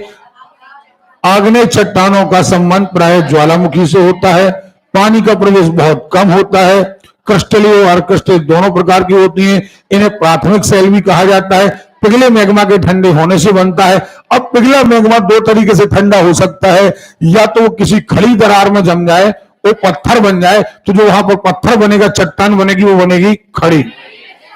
हाँ या ना? कई बार क्या होता है, मैग्मा आड़ा जम जाता है और आड़े पदार्थ के रूप में एक आड़ी, अपन कहें पत्थर तो बना, लेकिन कैसा बना? आड़ा। ओके, तो अब ये 2 प्रकार से जम जाता है। तो याद रखिएगा, खड़ी दीवार को कहते हैं डाइक। क्या कहते हैं? क्लियर है? और आड़ी दीवार जो बन जाती है, तो कई बार पेपर में पूछा गया है, आग्नेय चट्टान जो खड़ी है उसका नाम क्या है? डाइक। क्या नाम है? क्लियर है? याद रखिएगा, याद रखना है। सुन रहे हो? केवल सुनने से एग्जाम नहीं निकलेगा। क्लियर है? अच्छा, एक बात और ध्यान रखिएगा, 20 तारीख के बाद शायद 21 तारीख से हम आपकी शाम की क्लास में चालू करें। पुराने स्टूडेंट से बात कर रहे हैं, पुराने स्टूडेंट से बात कर रहे जो लगातार पढ़ रहे थे। देखिए, आड़ी दीवार को क्या कह रहे हैं? अच्छा, इनमें उदाहरण कौन कौन है? अब देखो, आग्नेय जो धरती से निकलते वो कौन कौन है? ग्रेनाइट। क्या है? बेसाल्ट, साइनाइट, आग्नेय से। और देखो, ग्रेनाइट, गैब्रो, पेगमोटाइट, बेसाल्ट। हाँ या ना? चलिए देखो, इनमें से सोना, चांदी, लोहा, जितनी धातुएं हैं वो सब कैसे निकलती? आग्नेय। कैसे? अब देखो जरा, ये अंदर से आया, ये लावा देखो, यहां जम गया, यहां जम गया, यहां जम गया, यहां जम गया। अब देखो जरा क्या हो रहा है। इनको कई बार एग्जाम में पूछ लिया जाता है। अब देखना जरा, ये लावा निकला तो लावा ने ऊपर चट्टाने बना ली। अब धरती के अंदर जो देखो, आप धरती के अंदर अभी आप देख रहे होंगे कि यहां पर ये देखो खड़ी सेल बन गई, बन गई। ये क्या है? डाइक। ये देखो, ये आड़ी बन गई। हाँ या ना? ये देखो, आड़ी बन गई। नहीं बन गई है? तो ये कहलाते हैं क्या? सेल। ओके, अब आप 2 आकार और देखो। देखो जरा, यहां पर ये देखो जरा, ये फोकोलिथ। क्या है? अब देखो जरा, ये बहुत ऊंचा बन गया अंदर, लोकोलिथ। हालांकि इनकी जरूरत ज्यादातर आती नहीं, जब आप स्पेशल भूगोल पढ़ते हो तब इनकी जरूरत आती है। तो आपको समझ में आ रहा है? अवसादी चट्टाने नहीं मालूम आपको? कौन लाएगा? पानी। पानी बहा कर लाएगा, हवा बहा कर लाएगी, जमा होता जाएगा, जमा होते होते बाद में ये ठोस रूप धारण कर लेगा। इसीलिए आपने देखोगा नदियों के बाजू में आपको ज्यादातर चट्टानें मिलती। देखें जरा, सेलों के आग्नेय अवसादी कायांतरित आच्छादन कार्य के प्रति सीधी बात यह है कि किसी से भी अब ये जो संचित पदार्थ परिणत हो रहा है, इसी को कहते हैं सिली भवन। अब ये एग्जाम में कई बार वर्ड आ जाते हैं कि अवसादी चट्टाने, अवसाद जमा होने के बाद जब इस चट्टान का निर्माण होता है तो इस प्रोसेस को क्या कहते हैं? इस प्रोसेस को कहते हैं सिली भवन। क्या कहते हैं? ओके, अवसाद जमा होने के बाद चट्टान बनने की प्रोसेस को क्या कहते हैं? ओके, चलिए, विभिन्न आकार के खंडों में विभाजित हो जाते हैं वो खंड। अब देखें जरा, ये 75% तक अवसादी सेलों से ढका होता है भूपर्पटी का भाग। जल, वायु या हिम द्वारा। बालू पत्थर है, चूना पत्थर है, सेल है, कोयला है। अवसादी चट्टानें बताई थी? कोयला हो गया, सेल हो गया, चूना पत्थर हो गया, बालू पत्थर हो गया। याद रखे, कहीं चूने की चट्टान है वो अवसादी है। चूने की चट्टान, अब यही चूने की चट्टान काय में बदलेगी? मार्बल में। काय में? तो क्या हो जाएगा? ओके, चलिए, बहा कर लाए गए कंकड़, पत्थरों के छोटे जीवाश्म आदि भूभाग समुद्र तल में परतों के नीचे जमा हो जाते हैं। इस प्रकार जमा हुए पदार्थ को अवसाद कहा जाता है। यही अवसाद की परतें गर्मी तथा दबाव के कारण कठोर हो जाती हैं। इन्हें अवसादीय परतदार चट्टानें कहते हैं। निर्माण में जल की भूमिका होने से इसे जलज चट्टान भी कहते हैं। बलुआ पत्थर, चूने का पत्थर, चिकनी मिट्टी, कोयला आदि इसके उदाहरण हैं। इनमें जीव जंतुओं और वनस्पतियों के अवशेष भी क्यों पाए जाते हैं? क्योंकि जब जीव जंतु मर जाते हैं उन्हें पानी बहा कर ले आता है, पानी बहा कर लाता है, एक जगह छोड़ देता है, वो चट्टानों के नीचे दब जाते हैं। और यही कारण है कि उनसे अगर पेड़ पौधे दबे हैं तो कोयला बनेगा, और अगर जंतु दबे हैं तो पेट्रोल बनेगा। क्या बनेगा? अगर पेड़ पौधे दबे हैं तो। अच्छा, एक बात और, कभी आपने सोचा कोयले बनने की प्रोसेस क्या है? सुन लीजिए, कई बार अपन को पता होना चाहिए, वो भले यहां पर चीजें ना आए। कोयला और पेट्रोल बनने की प्रोसेस क्या है? देखें आप, क्या होता है, ये अवसादी चट्टाने कैसे हैं? अवसाद यानी जमा होना। अच्छा, एक बात बताओ, आप कोई पेड़ लो, पेड़ को आप जलाओ या गर्म करो, तो जब पेड़ को आप जलाओगे, पेड़ यानी लकड़ी, पेड़ यानी लकड़ी। अब लकड़ी जो है वो जल कर क्या बनेगी? कोयला नहीं बनेगी। और हमारे शरीर में आपको पता है, चाहे हमारा शरीर हो चाहे पौधों का शरीर हो, उसमें 3 चीजें पाई जाती हैं, CHO, कार्बन, हाइड्रोजन, ऑक्सीजन पाया जाता है। अब ये पेड़ पौधे दब गए, अब ये जमीन के नीचे का हो गए, दब गए। अब ऊपर से और नीचे से पड़ा प्रेशर। क्या पड़ा? एक बात, प्रेशर पड़ा तो ये सारे अणु आपस में चिपक गए। इनमें कार्बन है, हाइड्रोजन है, कार्बन ज्वलनशील है, हाइड्रोजन तो ज्वलनशील है, और ऑक्सीजन जलने में सहायक है। पूरा का पूरा शरीर दब गया, क्या नहीं दब गया? नीचे धरती बहुत ज्यादा गर्म है, सो नीचे से आई हीट, क्या आई? सो ये पदार्थ बिल्कुल जल गया, और अब ये पूरा पदार्थ जमा होकर के कोयले की खदान बन गया। क्या बन गया? अवसादी चट्टान है। यहीं पर यदि हम कहें जीव जंतु बहुत ज्यादा दब जाते हैं, तो जीव जंतुओं से क्या होता है, जब इकट्ठे जीव जंतु दबते हैं बहुत ज्यादा, कहीं भूकंप के कारण, किसी चीज के कारण, तो अब क्या होता है, हमारे शरीर में फिर वही बात, हाइड्रोजन है, कार्बन है, ऑक्सीजन है, तो हमारे शरीर से जो रस निकलता है वो जाकर के धरती में जमा हो जाता है। लेकिन ये प्रोसेस इतनी आसान नहीं है, ये लाखों करोड़ों वर्षों की प्रोसेस है। कैसी है? क्लियर है? और इस तरीके से हो जाता है पेट्रोलियम का निर्माण। काय का निर्माण? अब दिक्कत कहां है? आपने सुना होगा कि पेट्रोलियम को हम ऐसा उपयोग करते रहे तो एक दिन भंडार खत्म हो जाएंगे। सुना है? नहीं सुना है?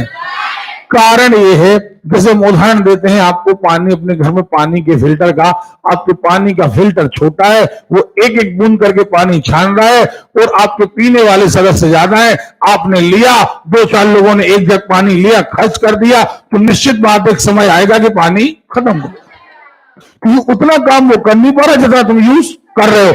इसी धरती में पेट्रोलियम बन रहा हजारों करोड़ों वर्षों में, और तुम खर्च करने लगे हो लगातार। समझ में आ रही बात? क्लियर है? इसलिए इन्हें अनवीनीकृत कहा जाता है, और इनके खत्म होने के चांस ज्यादा हैं। ठीक है।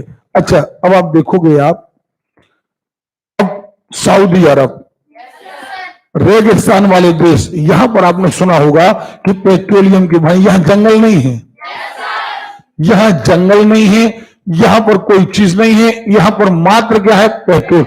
अब सोचिए आप 2 मिनट के लिए, प्रकृति ने क्या परिवर्तन किया यहां पर? यहां वनस्पति क्यों नहीं है? क्योंकि यहां की वनस्पति किसी न किसी युग में सारे के सारे जीव जंतु नीचे धंस गए होंगे, हाँ या ना? वहां पर ये प्रोसेस नीचे चली होगी, वहां क्या बन गया? कोयला और पेट्रोल बन गया ना। लेकिन ऊपर का हिस्सा ज्यादा गर्मी के कारण, और एक बार वनस्पति समाप्त हो गई तो दोबारा वहां पानी नहीं गिरा, और इसलिए ऊपर से पूरा का पूरा एरिया रेगिस्तान में बदल गया। काय में बदल गया? आपको बात समझ में आ गई या नहीं आई है? फिर इनकी चर्चा जब डिटेल में आएंगी तो वहां भी हम चर्चाएं करेंगे। तो अब देखें, इनमें वनस्पतियां वगैरह औषधि चट्टानों पाए जाते हैं।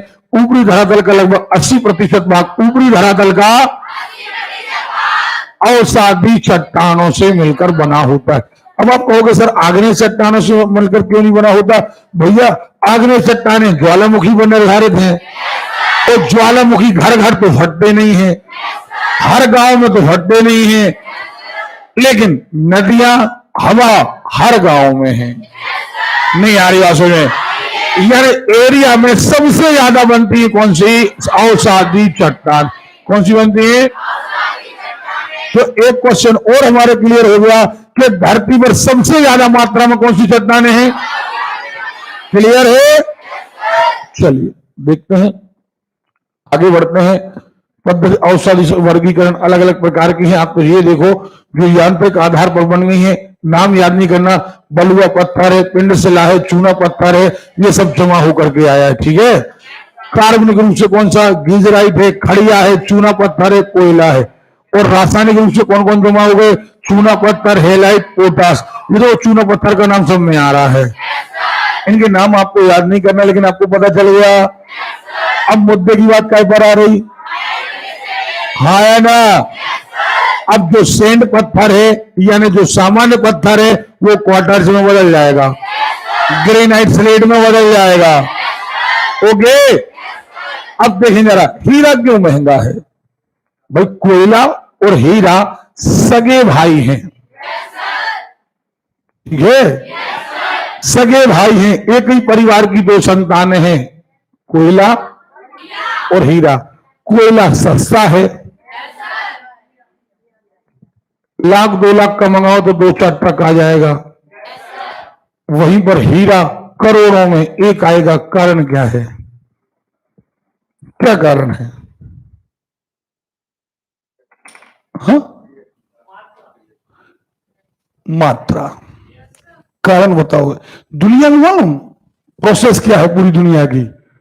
जो मिल गया वो पानी है, जो नहीं मिला वही हीरा है। ये कहावत है। अब आप देखना जरा, आप सोना चांदी अगर आप कहीं फंस जाएं, आपको सोना चांदी हीरे जवाहरात बिल्डिंग कार सब दे दी जाए, क्या आप खा सकते हो? पी सकते हो? जिंदा रह सकते हो? यानी एक्चुअली मूल्यवान क्या है? पानी। एक्चुअली मूल्यवान क्या है? खाना। एक्चुअली मूल्यवान क्या है? हवा। यानी एक्चुअली ये अरबों की चीज है, क्योंकि ये ना मिला तो हम रहेंगे। हम तुम्हें एक काम कर रहे हैं, 10 किलो सोना बाजू में थैला रख दे रहे, 10 किलो सोना है, 10 किलो हीरे हैं, एक बढ़िया वीआईपी कार खड़ी है, कमरा चारों तरफ से बंद कर दे रहे हैं, नोटों की गिड्डियां रखी हैं, जिंदा रह पाओगे? लेकिन ये सब अलग कर दे रहे, पानी रख दे रहे, खाना रख दे रहे, हवा दे दे रहे, अब जिंदा रह पाओगे? लेकिन मनुष्य की एक प्रोसेस है, मनुष्य के लिए जो कम मिलता है उसी के पीछे वो भागता है। अब कोयले की खदान है, कोयले की, अब कोयले की खदान में हजारों करोड़ों वर्षों में एक आध हीरा। क्यों? क्योंकि प्रेशर के कारण कोई हीरे का निर्माण होता है जब अणु इतना ज्यादा प्रेशर पड़े कि वही कार्बन के अणु आपस में चिपक जाए। तो पूरी खदान हीरे में नहीं बदलती। बहुत कम पता चला कि आप 10 किलोमीटर का एरिया खोद मारो, पता चला एक हीरा मिला। क्योंकि कम मिला इसीलिए वो महंगा है। होड़ लग गई, हमें खरीदना है, हमें खरीदना है, हमें खरीदना है। नहीं आ रही बात समझ में? तो कोई भी सोना महंगा होने का कारण क्या है? हमें भी खरीदना है, आपको भी खरीदना है, आपको भी खरीदना है, आपको भी खरीदना है। और लोहा, लोहा आसानी से मिल रहा है इसलिए सस्ता है। पत्थर और सस्ता है। क्यों सस्ता है? क्योंकि हमारे गांव में भी पड़ा है, तुम्हारे गांव में भी पड़ा है। तो वो चीजें जो कम मिलती हैं वो क्या हो जाती हैं? महंगी हो जाती हैं। जबकि कार्बन और हीरा एक ही हैं। कार्बन और हीरा क्लियर है? तो यहाँ पर जो हम चीजों को बहुत जैसे मान के चलिए कोई माणिक पहन लेते हैं, माणिक भी अपने आप में एक प्रकार की औषधि चट्टानें हैं। जब आप कोई चीजों को लेते हैं वो पदार्थ समुद्रों में जमा हो जाता है, जमा होने के बाद वो अपना रूप परिवर्तित कर लेता है। सुन रहे हो? तो वो एक प्रकार के बन जाते हैं जिन्हें आप कहते हैं नग। क्लियर है? वो कहीं ना कहीं जैसे मोती है, मोती अपने आप में एक औषधि चट्टान है, औषधि चट्टान होने के साथ साथ रूपांतरित चट्टान है, क्योंकि जो मोती है वो एक्चुअली कैल्शियम कार्बोनेट है। क्या है? अरे क्लियर है? लेकिन चूंकि कम मिलता है इसलिए कीमत ज्यादा है। तो अब देखें कायांतर चट्टान, कायांतर चट्टान परतदार होता, तलछटी आग्नेय चट्टानों से देखो, परतदार चट्टान, परतदार माने औषधि, तलछटी और आग्नेय चट्टानों से परिवर्तन होकर के बनती हैं। कभी कभी रूपांतरित सेल का भी रूपांतरित हो जाता है, यानी खुद रूपांतरित भी अपने आप में रूपांतरित हो जाती है, यानी जो पहले रूपांतरित हो चुकी है फिर वो भी बदल जाती है। ओके, देखें क्रिया को पुनः रूपांतरण कहते हैं, अति रूपांतरण भी कहा जाता है, जब आग्नेय अथवा औषधि सेलों के रूप, रंग और गुण में आंतरिक ताप और दबाव के कारण परिवर्तन होता है। आग्नेय चट्टान दो चीजें, एक प्रेशर और एक टेम्परेचर। प्रेशर हो बहुत ज्यादा हो तो ये रूप बदल लेते हैं, उन्हें कायांतर से, चूने से संगमरमर, बलिया पत्थर से क्वार्टर। ओके, देखो सीधी बात। अब उदाहरण देते, ग्रेनाइट से नीस बन गया, बेसाल्ट से सिस्ट बन गया, बेसाल्ट से एम्फीबोलाइट बन गया। ओके, सेल से स्लेट बन गया, चूना पत्थर से चाक, डोलोमाइट से संगमरमर, बलुआ पत्थर से क्वार्टर, कांगलोर से क्वार्टरजाइट बन गया। तो यहां पर ये सारे के सारे उदाहरण हैं काय के चट्टानों के। लेकिन कौन सी चट्टान? आवाज नहीं आ रही है? अरे क्लियर है? ये उदाहरण है काय के, आवाज नहीं आ रही हमें? ओके, अच्छा, हमने वर्ल्ड का नक्शा आपको खरीदने के लिए कहा था, नया नक्शा खरीदने के लिए कहा था, कितने लोगों ने खरीद लिया है? कल एक भी लड़का लड़की बिना नक्शे के क्लास नहीं आएगा, क्योंकि कल से हमें नक्शे की आवश्यकता पड़ेगी, विश्व का नक्शा। सुन रहे हो? हमें वर्ल्ड का नक्शा चाहिए। अब राजनीतिक ले आना फिर भौगोलिक दृष्टि से तो हम बता दें। ओके, पक्का? नहीं लेकर आओगे? ठीक है। अब देखें, अब इनमें अब हमें पढ़ना है, हमने पृथ्वी की संरचना पढ़ी। पृथ्वी की संरचना में सबसे पहले हमने निपटा लिया भूपर पट्टी। तो भूपर पट्टी में हमें मिली चट्टानें। क्या मिली? उस चट्टानों में हमें 3 प्रकार की चट्टानें मिली, आग्नेय मिली और औषधि मिली और कायांतरित मिली। आग्नेय सीधी लावा से आई थी, औषधि पानी या हवा के जमने से बनी थी। और जो कायांतरित हैं, जो रूपांतरित हैं, वो क्लियर है? दोनों के रूप परिवर्तन से बनी है, नहीं बनेगा। तो याद रखिएगा, मार्बल यानी संगमरमर एक कायांतरित चट्टान है, क्वार्टर एक कायांतरित चट्टान है, जबकि ग्रेनाइट एक आग्नेय चट्टान है। तो जबकि चूना पत्थर एक औषधि चट्टान है, कोयला एक औषधि चट्टान है। सुन रहे हो? कोई डाउट हो आपके मन में तो बताएं। इसके बाद हम 1 मिनट में पानी पी करके आ रहे हैं और यहां पर हम बता रहे हैं कि पृथ्वी पर, अब देखें हेडिंग क्या है, कि पृथ्वी की संरचना में परिवर्तन करने वाली शक्तियां। ये भैया बार बार देखिए, इसको चेक कराओ यार कि अपने प्रोग्राम में क्या दिक्कत आ रही है। ठीक है, ये बार बार चेंज हो रहा है, ये इसको चेंज कराओ जरा। चलिए, अब क्या होगा, पूरी की पूरे हमारे पास जो धरती की प्लेट्स हैं वो 19 से 20 हैं, वो सरकेंगी, टूटेंगी, फूटेंगी। तो कहीं पर जहां पर्वत नहीं था वहां बन जाएगा, जहां है वहां मिट जाएगा। जहां आज मैदान है कहा पर्वत होगा, जहां कल पर्वत था आज मैदान है। ये लगातार प्रोसेस चलती रहती। ओके, अब इन प्रोसेस के कारण अब पृथ्वी बार बार अपना आकार बदल रही है, रूप बदल रही है। सुन रहे हो? इसके कारण क्या है? तो इसके दो कारण मोस्टली आते हैं। एक कारण है जो बाहर से आता है, जैसे जो बाहर धरती के बाहर से कहीं पानी आ गया, वायुमंडल आ गया, सूर्य का ताप आ गया, तो कुछ धरती के अंदर के कारण है, जैसे लावा धक्का मार रहा है, भूकंप हो गया। तो इन दो कैटेगरीज में हम बांटते हैं।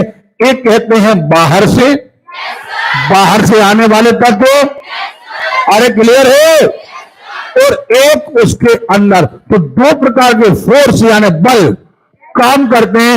एक अंतर्जात बल यानी जो अंदर है, एक बहिर्जात बल यानी जो बाहर से फोर्स डाल रहे हैं। क्लियर है? और बस हम 1 मिनट के बाद इस बारे में बात करेंगे।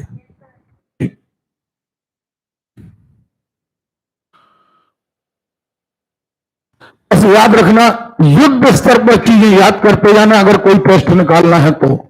नहीं तो बाद में फिर जो जिस लड़कों ने, जैसे पिछले लड़कों ने किया ना, अरे हमारा टेस्ट नहीं निकला, रोने वाले लड़के। अच्छा, नए लड़के लड़कियों के लिए फॉर्म जमा कराओ।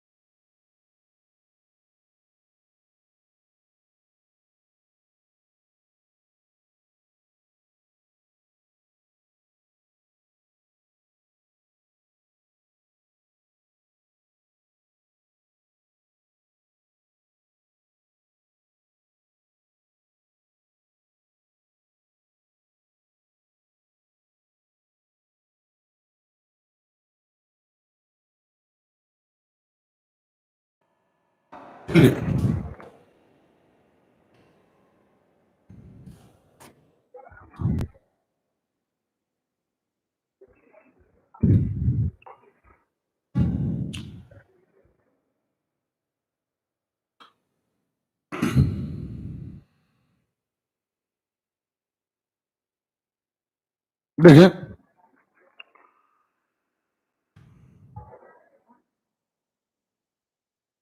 अब हमें पढ़ना है अंतर्जात बल और ओके। जो हमारी धरती हुई 19 प्लेटें हैं, 19 से 20 प्लेटें टेक्टोनिक प्लेटें हैं। इन प्लेटों को कौन धक्का दे रहा है, कौन इधर से उधर सरका रहा है, क्लियर है? ओके, बहुत बारीकी से बेटा एक एक चीज याद करते चलिएगा। एग्जाम बहुत, जैसे हमने अवसादी चट्टानें बनी है ना, एक एक कण जमा होने का नाम अवसादी चट्टान है। ऐसे एक एक विषय और विषय में भी एक एक अध्याय जमा होने का नाम सफलता है। जो लोग ये कहते हैं कि नहीं ये विषय हमारा स्ट्रॉन्ग है, ये पढ़ना वो पढ़ना, वो कभी सक्सेस नहीं होते, मात्र एक बहुत अच्छे निंदक बनकर रह जाते हैं।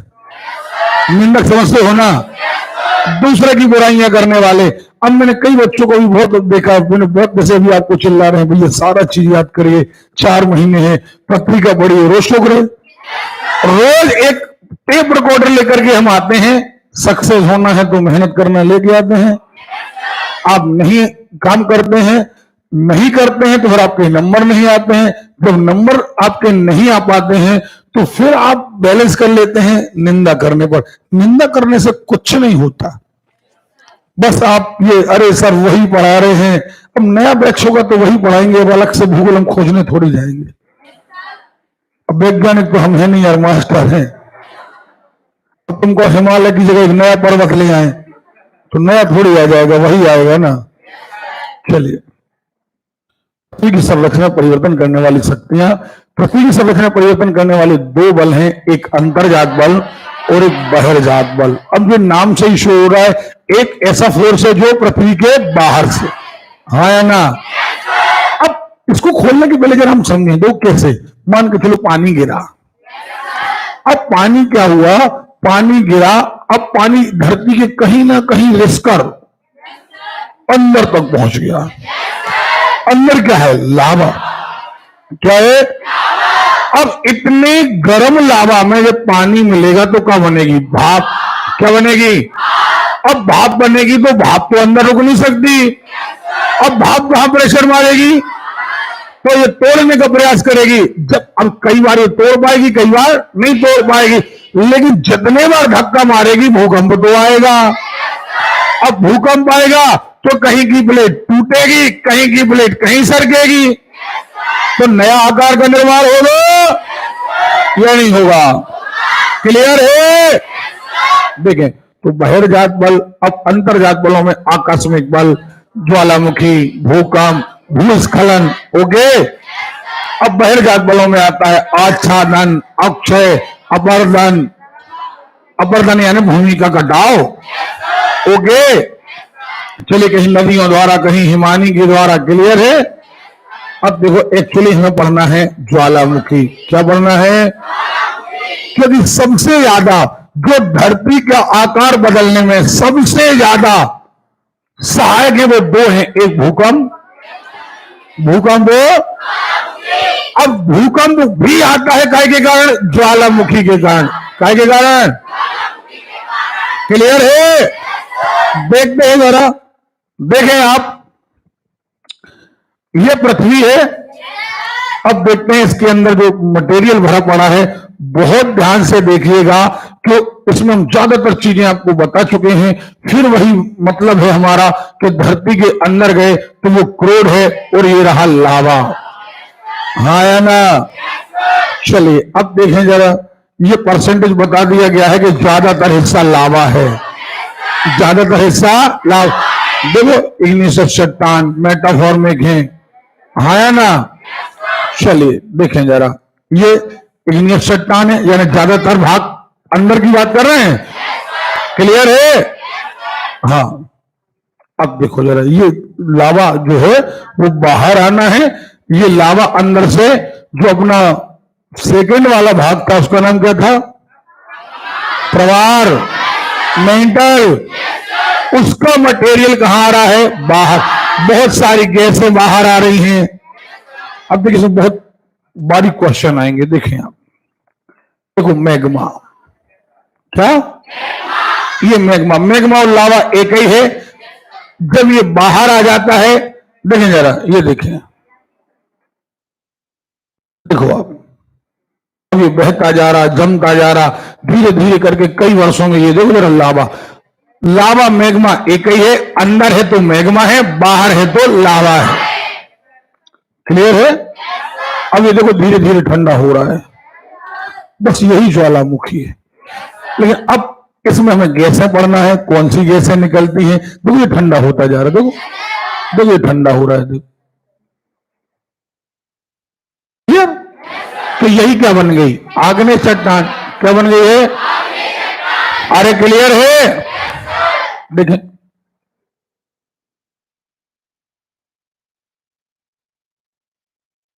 यहाँ पे एक प्लेट रख दो यार। ये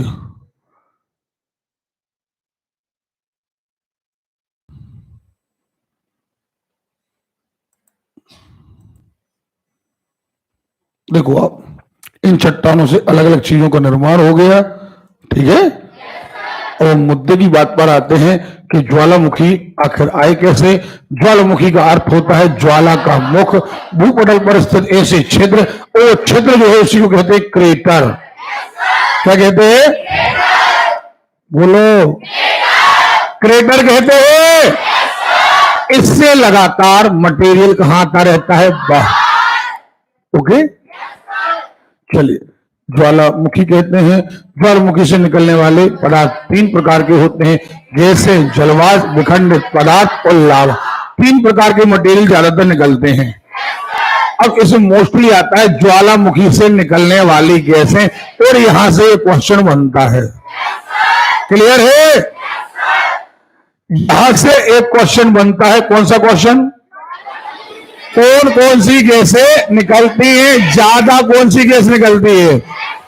याद रखिएगा, मोस्टली ज्वालामुखी के बनने का कारण ही जलवाष्प है, तो सबसे ज्यादा निकलेगी जलवाष्प। क्या निकलेगी? सर्वाधिक मात्रा में क्या निकलेगी? फिर निकलेगी कार्बन डाइऑक्साइड, फिर सल्फर डाई। बोलो। और यही अम्लीय वर्षा का मेन कारण है। कौन? क्लियर है? आगे बढ़े। अन्य गैसें hydrogen sulphide, hydrogen carbon monoxide, hydrogen chloride, helium. Okay. और बहुत सारी गैसें तो निकल रही हैं। मोस्टली निकल रही है जलवाष्प, कार्बन डाइऑक्साइड। ओके। तो तीसरे नंबर पर निकल रही है सल्फर डाइऑक्साइड। ओके। चलिए, और टूटे फूटे पदार्थ, राख, चट्टानों के टुकड़े। अब देखो लावा। अब लावा अंदर से बाहर आ रहा है, तो दो प्रकार के लावा निकलेंगे। एक जिन्हें हम कहेंगे एसिडिक लावा, और एक कहेंगे बेसिक लावा। एसिडिक यानी अम्लीय लावा। क्या कहा? एक को कहेंगे क्षारीय लावा।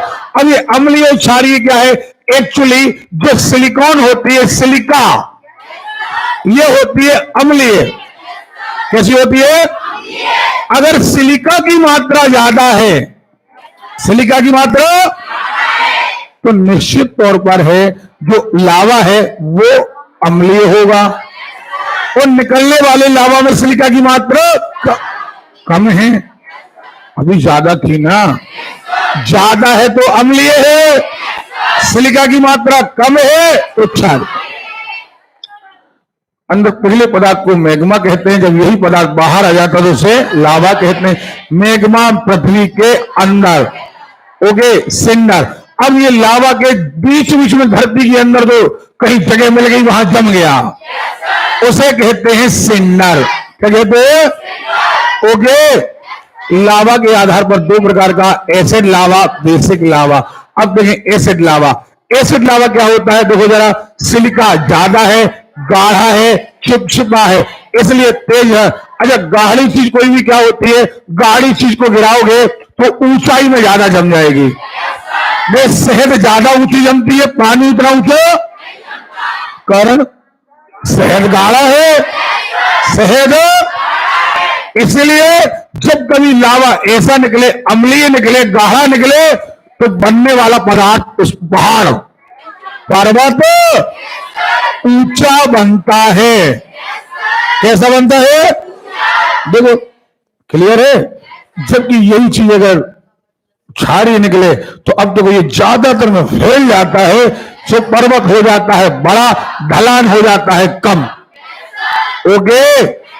चलिए, ज्वालामुखी के भाग नंबर 1 आता है क्रेटर। क्या आता है? आवाज नहीं आ रही है? क्लियर? अब एक क्रेटर है, एक्चुअली ये ज्वालामुखी का मुख है। ये ज्वालामुखी का, अरे क्लियर है? देखिए, ज्वालामुखी का मुख है, देखो क्रेटर। क्लियर है? अब कई बार क्या होता है, ये ज्वालामुखी का मुंह छोटा मोटा तो होता नहीं। जब कभी हजारों वर्ष तक ज्वालामुखी आना बंद हो जाता है, ज्वालामुखी का मुंह बंद हो जाता है। अब आप कहोगे सर ये कैसे हो सकता है? अरे भैया आप ये बताओ, ये पृथ्वी है, अंदर से ये लावा, ये भूपर पट्टी है, ये लावा यहां से निकल रहा था। अगर कभी भूकंप आए और अगर यहां अंदर की प्लेटें सरक जाएं और ये छेद का हो जाए, बंद हो जाए, तो अब ये ज्वालामुखी यहां से क्या हो गया, बंद। और अब कहीं और दरार आ गई तो अब ज्वालामुखी वहां से बाहर आने लगा, तो नई जगह से बाहर आने लगा। तो पुराना मोह क्या हो गया? तो पुराने मोह कबों को स्थायी तौर पर बंद नहीं हो जाती बिल्कुल। अब बिल्कुल बुंदेलखंडी में हम कहें ये चट्टान का हो गई, बिल्कुल सरक गई, बंद। अब ये 19 प्लेटें, कहीं पर ये प्लेटें थी, सरक गई, अब यहां दरार बन गई। अब यहां से नया ज्वालामुखी बाहर, पुराना ज्वाला कभी कभी परमानेंट बंद, मतलब वहां से हमेशा हमेशा के लिए बंद। कई बार थोड़ी देर के लिए बंद, लेकिन परमानेंट नहीं था, फिर धक्का लगा, बाहर आ गया। यानी लगभग 35-40 साल तक तो नहीं आया, 35-40 साल के बाद आ गया। नहीं आ रही बात समझ? तो ज्वालामुखी फटने के आधार पर 3 प्रकार। एक जो कंटिन्यू मटेरियल निकाल रहे हैं वो है सक्रिय। कैसे है? जो कुछ देर पहले 30 साल 20 साल 5 साल से बंद है अभी, लेकिन अब भरोसा नहीं कब फट जाए, वो है प्रसुप्त। और तीसरे वो है जो कई सालों से फटे नहीं है और अब वहां से फटने की कोई संभावना तो है, तो ज्वालामुखी लेकिन अब बंद हो चुके हैं। उन्हें कहते हैं शांत ज्वालामुखी। क्या कहते हैं? देखो आप ज्वालामुखी का विविध लावा भर जाए। अब तो ज्वालामुखी का प्लग क्या होता है, जहां से ज्वालामुखी निकल रहा था, निकलते निकलते बाद में क्या हुआ, जब ज्वालामुखी बंद होने लगा तो वो जो नली थी उसमें लावा जम गया। आमतौर पर यही होता है, जहां से कोई मटेरियल आना बंद हो जाए तो वो पाइप चोक हो जाता है, उसी मटेरियल के कारण चोक हो जाता है। तो बस वही है प्लग। क्लियर है? अब तो ये लावा निकल रहा था, बार बार निकल रहा था और निकलते निकलते ये यही जम गया। इसे कहते हैं ज्वालामुखी प्लग। तो कई बार इसी के कारण ज्वालामुखी निकलना बंद हो जाता है। ओके, बोल रहे आप लोग? चलिए देखें ज्वालामुखी के प्रकार। जागृत, हाँ या ना? जागृत कह ले या सक्रिय कह ले? क्या कहा हमने? जागृत ज्वालामुखी कह ले या क्या कह ले? सक्रिय ज्वालामुखी। क्या कहा हमने?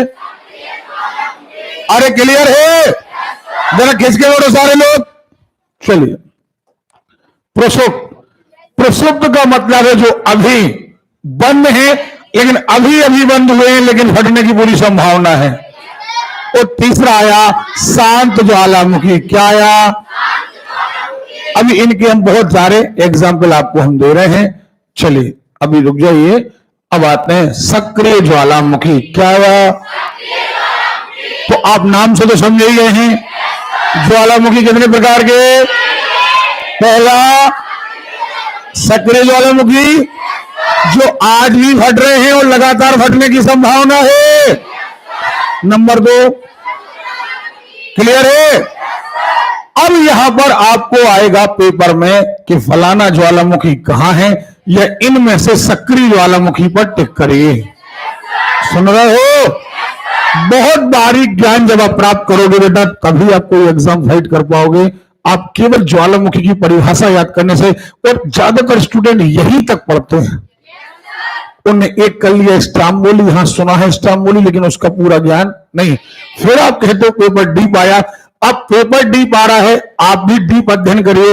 हो सकता है 100 में से 100 ना आए, लेकिन 80 नंबर 85 नंबर कहीं नहीं गए, और सिलेक्शन यहीं पर रखा है। आप भूगोल हो गई, विज्ञान हो गई, संविधान हो गया, हिंदी हो गई, कोई विषय आप पढ़े, आप बारीकी से पढ़िए आप। ओके, चलिए ज्वालामुखी देखते हैं। ये इस प्रकार के ज्वालामुखी विस्फोट होता रहता है, होता ही रहता है, और इनका मौन सदैव समय समय पर लावा, धुआं, अन्य पदार्थ निकलते रहते हैं। अब 4 ज्वालामुखी विश्व के सबसे ज्यादा प्रसिद्ध हैं। कितने कितने हैं? तो और भी सक्रिय, लेकिन 4 तो बिल्कुल मोस्टली प्रसिद्ध है विश्व के।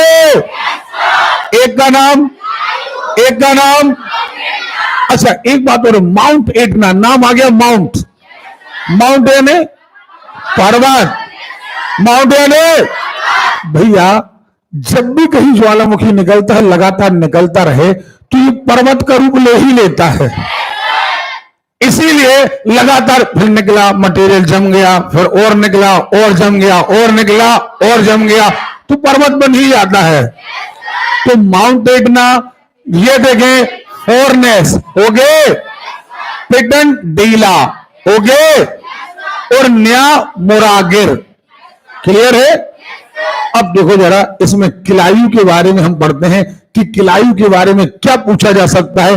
पहली बात तो एक बात हमें पता चल गई कि किलायु एक सक्रिय ज्वालामुखी है।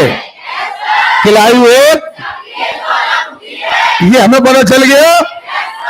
वर्तमान में संसार का सर्वाधिक सक्रिय ज्वालामुखी किलायु है। ये अमेरिका के हवाई द्वीप में स्थित है। एक द्वीप है अमेरिका का, उस द्वीप का नाम क्या है? हवाई द्वीप। ओके, और 34 से भी अधिक वर्षों से लगातार उद्भूत हो रहा है। क्लियर है? आकार की दृष्टि से पृथ्वी पर सबसे बड़ा सक्रिय ज्वालामुखी हवाई द्वीप पर मोना लुआ। देखो जरा, आकार की दृष्टि से कह रहे हैं, काय की दृष्टि से, यानी चौड़ा। कौन है? हवाई द्वीप पर ही कौन है? मोना लोआ। चलिए आगे बढ़ते हैं। आगे बढ़े, माउंट एटना। अब माउंट एटना भी एक सक्रिय ज्वालामुखी है। माउंट एटना क्या है? ओके, माउंट एटना कहां है? इटली के सिसिली द्वीप। इटली के, अब जब आप इटली देखोगे, अभी हम वर्ल्ड का नक्शा आपको पढ़ाएंगे, तो इटली है भूमध्य सागर के पास। कहां है? सक्रिय ज्वालामुखी है। कुल ऊंचाई 3350 है। यह लगभग 1190 वर्ग किलोमीटर में विस्तृत है। अब कहां आ गए? इस्तांबुल। कहां आ गए? अब देखो, इस्तांबुल ज्वालामुखी भूमध्य सागर में सिसिली के, अब तो जरा सिसिली, यानी ये भी कहां है? इटली। इटली में सिसिली, और सिसिली के बाजू में लपारी। एक्चुअली लिपारी नहीं, लपारी है। लपारी द्वीप पर स्थित एक जागृत ज्वालामुखी है। क्या है? अब ये वेरी मोस्ट इंपोर्टेंट हो जाता है। क्यों? क्योंकि ये दोनों ही ज्वालामुखी भूमध्य सागर के किनारे हैं। खास तौर पर कौन है? इस्तांबुल। खास तौर पर कौन है? तो रात में जब समुद्र में, यानी खास तौर पर भूमध्य सागर में जहाजें जारी होती हैं, तो उन्हें उजाला देने का काम करता है ये, क्योंकि लगातार आग निकल रही है। अतः इसे भूमध्य सागर का प्रकाश स्तंभ कहते हैं। भूमध्य सागर को किसे, किसको? 2 नाम याद हो गए। एक माउंट एटना, क्या कहो? माउंट एटना, ये भी इटली के सिसिली द्वीप में है, और इस्तांबुल इटली के लपारी द्वीप में है। इटली के दोनों जागृत ज्वालामुखी हैं, दोनों इटली में है। माउंट एटना सिसिली में है, और क्लियर है? नहीं बनेगा। इसमें सदैव प्रचलित गैसें निकलती रहती हैं, आसपास का क्षेत्र प्रकाशमान रहता है, इसलिए ये लाइन दब गई है कि इसे भूमध्य सागर का प्रकाश स्तंभ कहते हैं। ओजानी डेल। क्लियर है? ये पूरा एक नाम है, ओजानी डेल सलाडो। ये चिली एवं अर्जेंटीना, चिली एवं, क्लियर है? जब आप दक्षिण अमेरिका पढ़ोगे तो वहां पर चिली मिलेगा आपको। क्लियर है?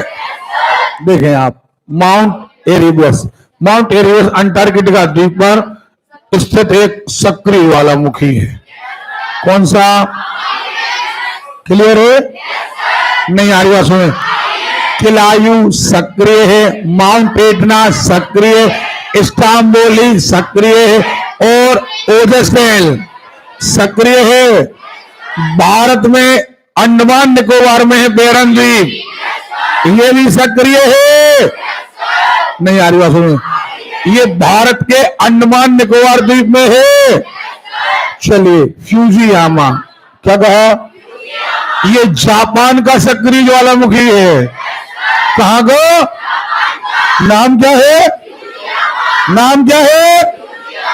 कहां का है? तो 3-4 चीजें याद हो गई। एक किलायू पड़ा अमेरिका के हवाई द्वीप में, नहीं पड़ा। ये देखो ओजान सलाडो पड़ा, कहां पड़ा? क्लियर है? अर्जेंटीना और चिली की बॉर्डर पर। एक बेरन द्वीप कहां है? भारत में। और फ्यूजियामा कहां है? ये सारे के सारे कैसे हैं? सक्रिय ज्वालामुखी। कैसे है? ओके, चलिए और देखते हैं प्रसुप्त ज्वालामुखी। अब प्रसुप्त आप समझ गए होंगे, शांत है लेकिन परमानेंट शांत। क्लियर है? परमानेंट शांत। आगे देखते हैं इटली का वेसुवियस। अब जो इटली के 3 हो गए, इटली के कितने हो गए? एक पड़ा था इटली का माउंट एटना, इटली का वो सक्रिय था। इटली का स्टाम्बोली, वो भी ओके। और अब बढ़ रहे हैं इटली का वेसुवियस। ये कैसा है? प्रसुप्त है।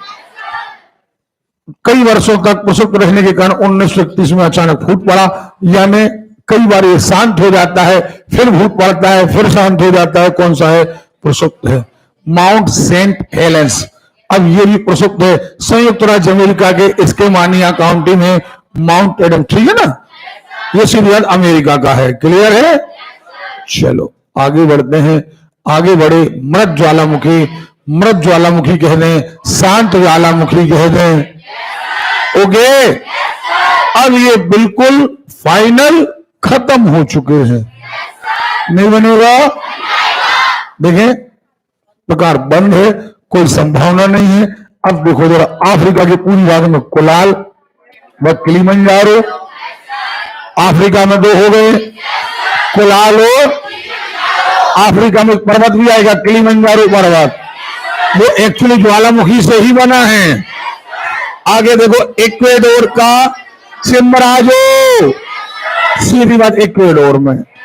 म्यांमार का पोपा है ना, ईरान का दामन, पाकिस्तान का कोह सुल्तान, पाकिस्तान का ये इतने सारे जो हैं वो प्रसुप्त सॉरी शांत ज्वालामुखी हैं। कैसे हैं?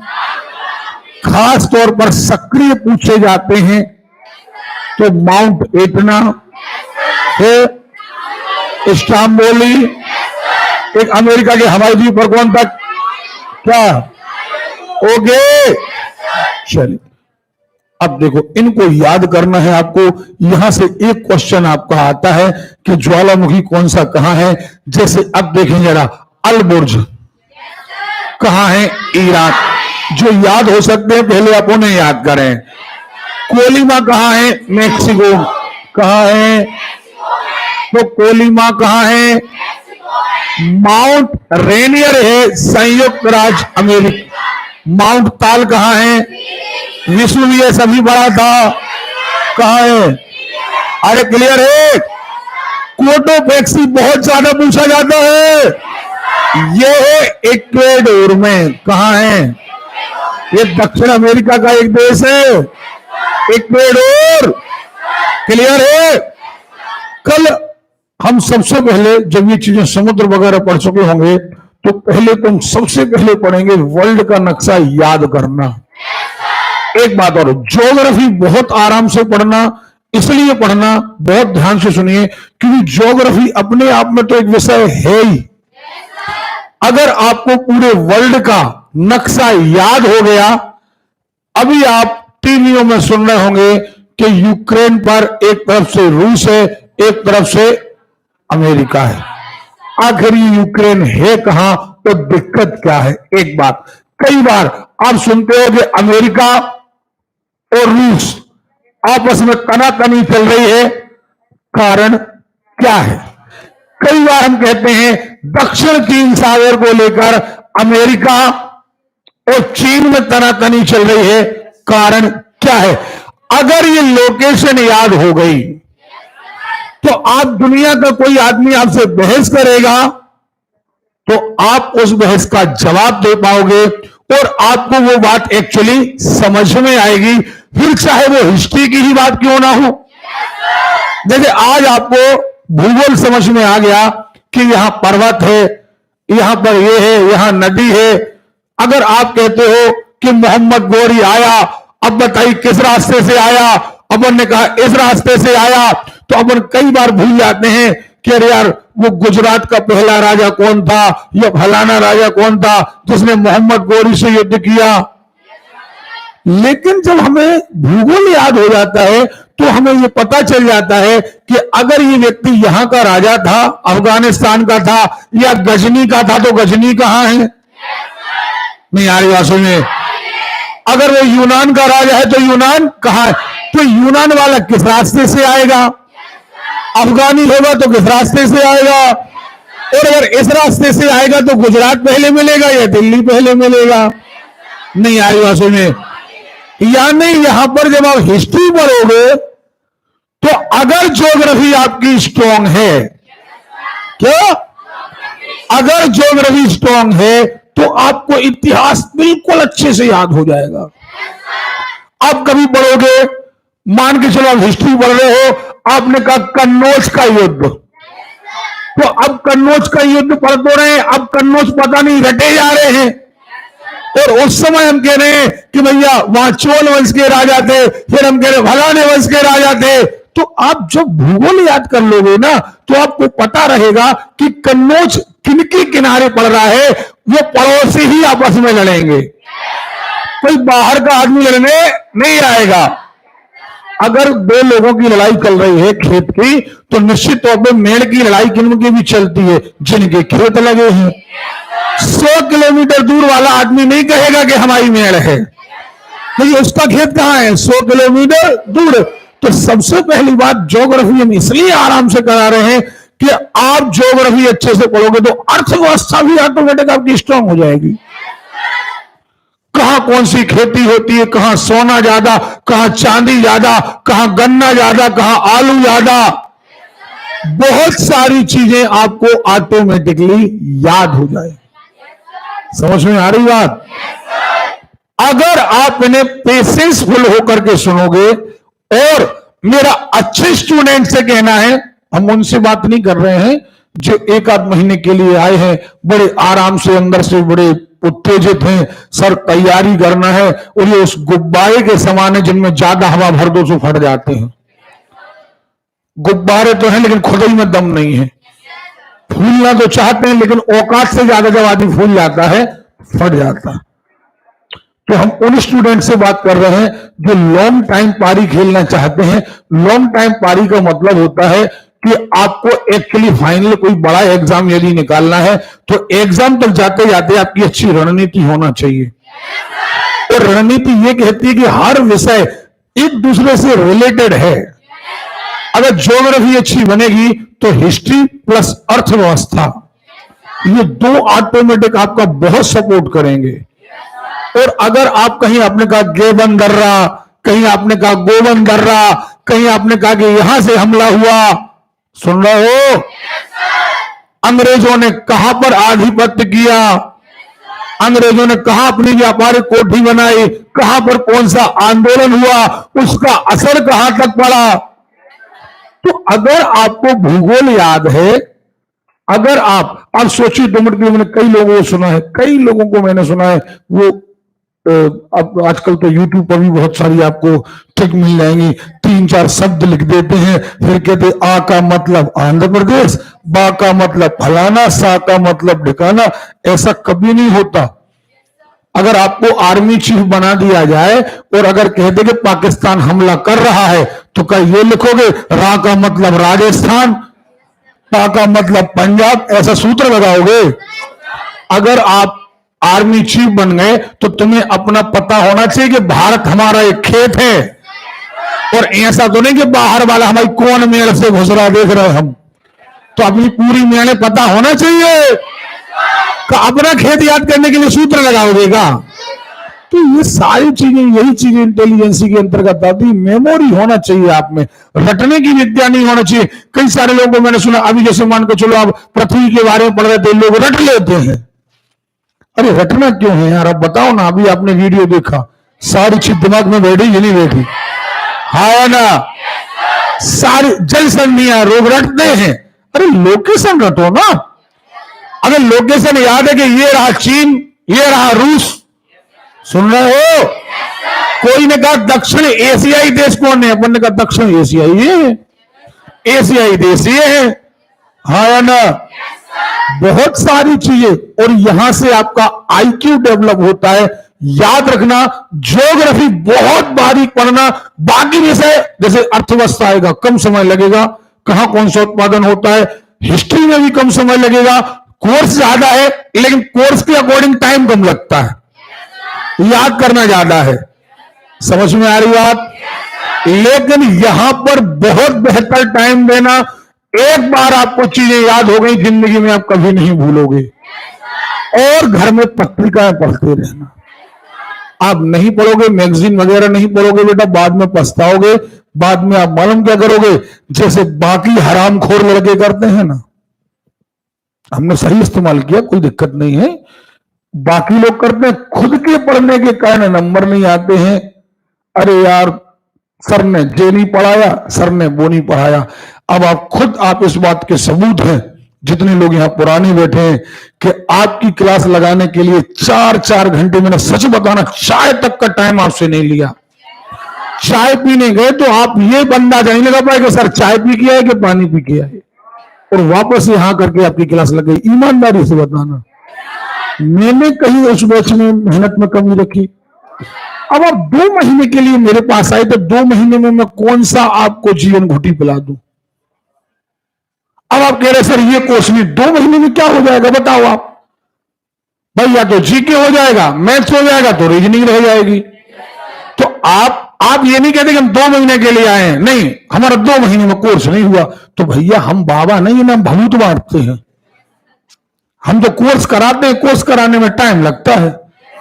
हम ऐसा तो है नहीं कि तुम्हारा पर्चा बना दें कि जाओ इतनी तारीख को कोर्स खत्म हो जाएगा, तुम्हारा सिलेक्शन हो जाएगा, जाओ डेट ले जाओ। तो नहीं है हमारे पास, इतनी शक्तियां नहीं है, हम शिक्षक हैं। चलो, तो अब इनको अपन को याद करना। कोटोवेक्सी कहां था? हाँ है ना। पोपोकेटिपिटल कहां है? मैक्सिको। माउंट कैमरून, कैमरून में है। माउंट सस्सा, आवाज नहीं आ रही है? क्लियर है? अब ये देखो, पिनाटोबो, मेयान, माउंट सिनाबोंगो, ओके। सबन काया कहां है? माउंट एटना कहां है? अरे क्लियर है? माउंट मेरापी कहां है? आवाज नहीं आ रही है? अरे क्लियर है? पेरिकोटिन कहां है?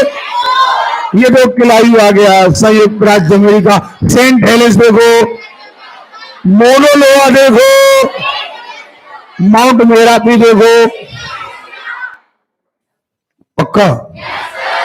इनको आपको बढ़िया स्ट्रांगली याद करना है, ये अब आपका काम है। क्लियर है?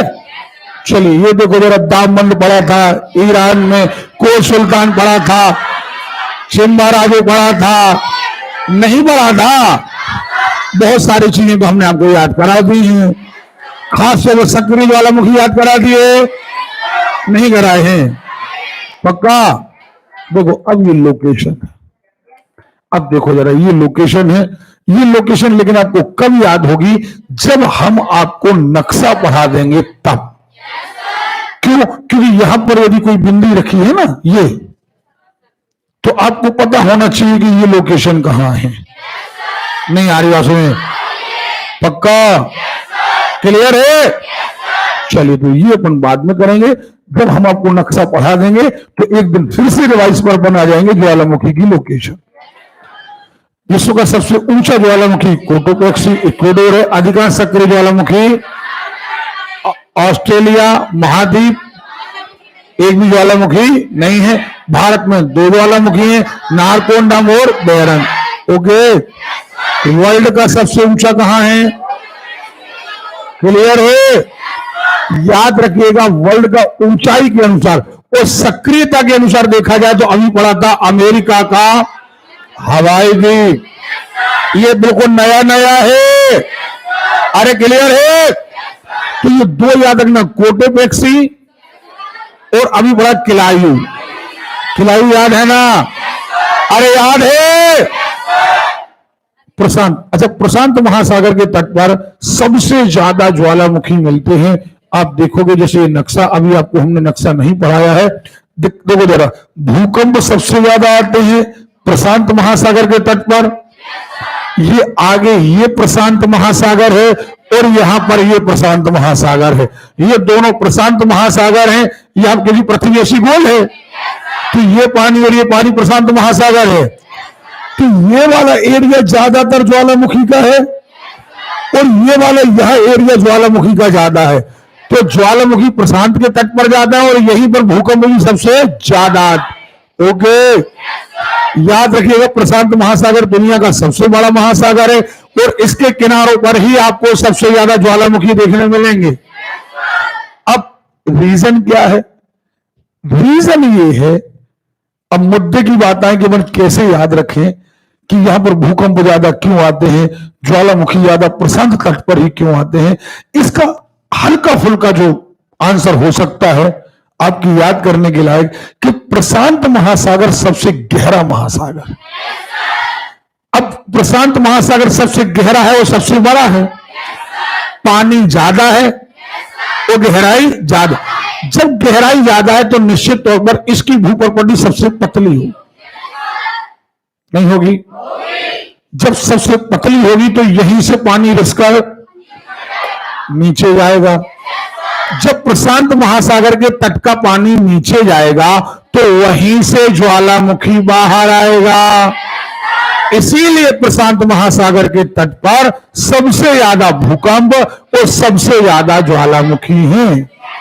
तो अगर आपको रीजन पता रहेगा तो फिर आपको कोई कह दे कि सबसे ज्यादा ज्वालामुखी किस तट पर आते हैं, प्रशांत किस पेटी, पेटी मतलब एरिया, ओके, नहीं बनेगा। तो यहां पर आकर के हमारा एक चैप्टर खत्म हो जाता है।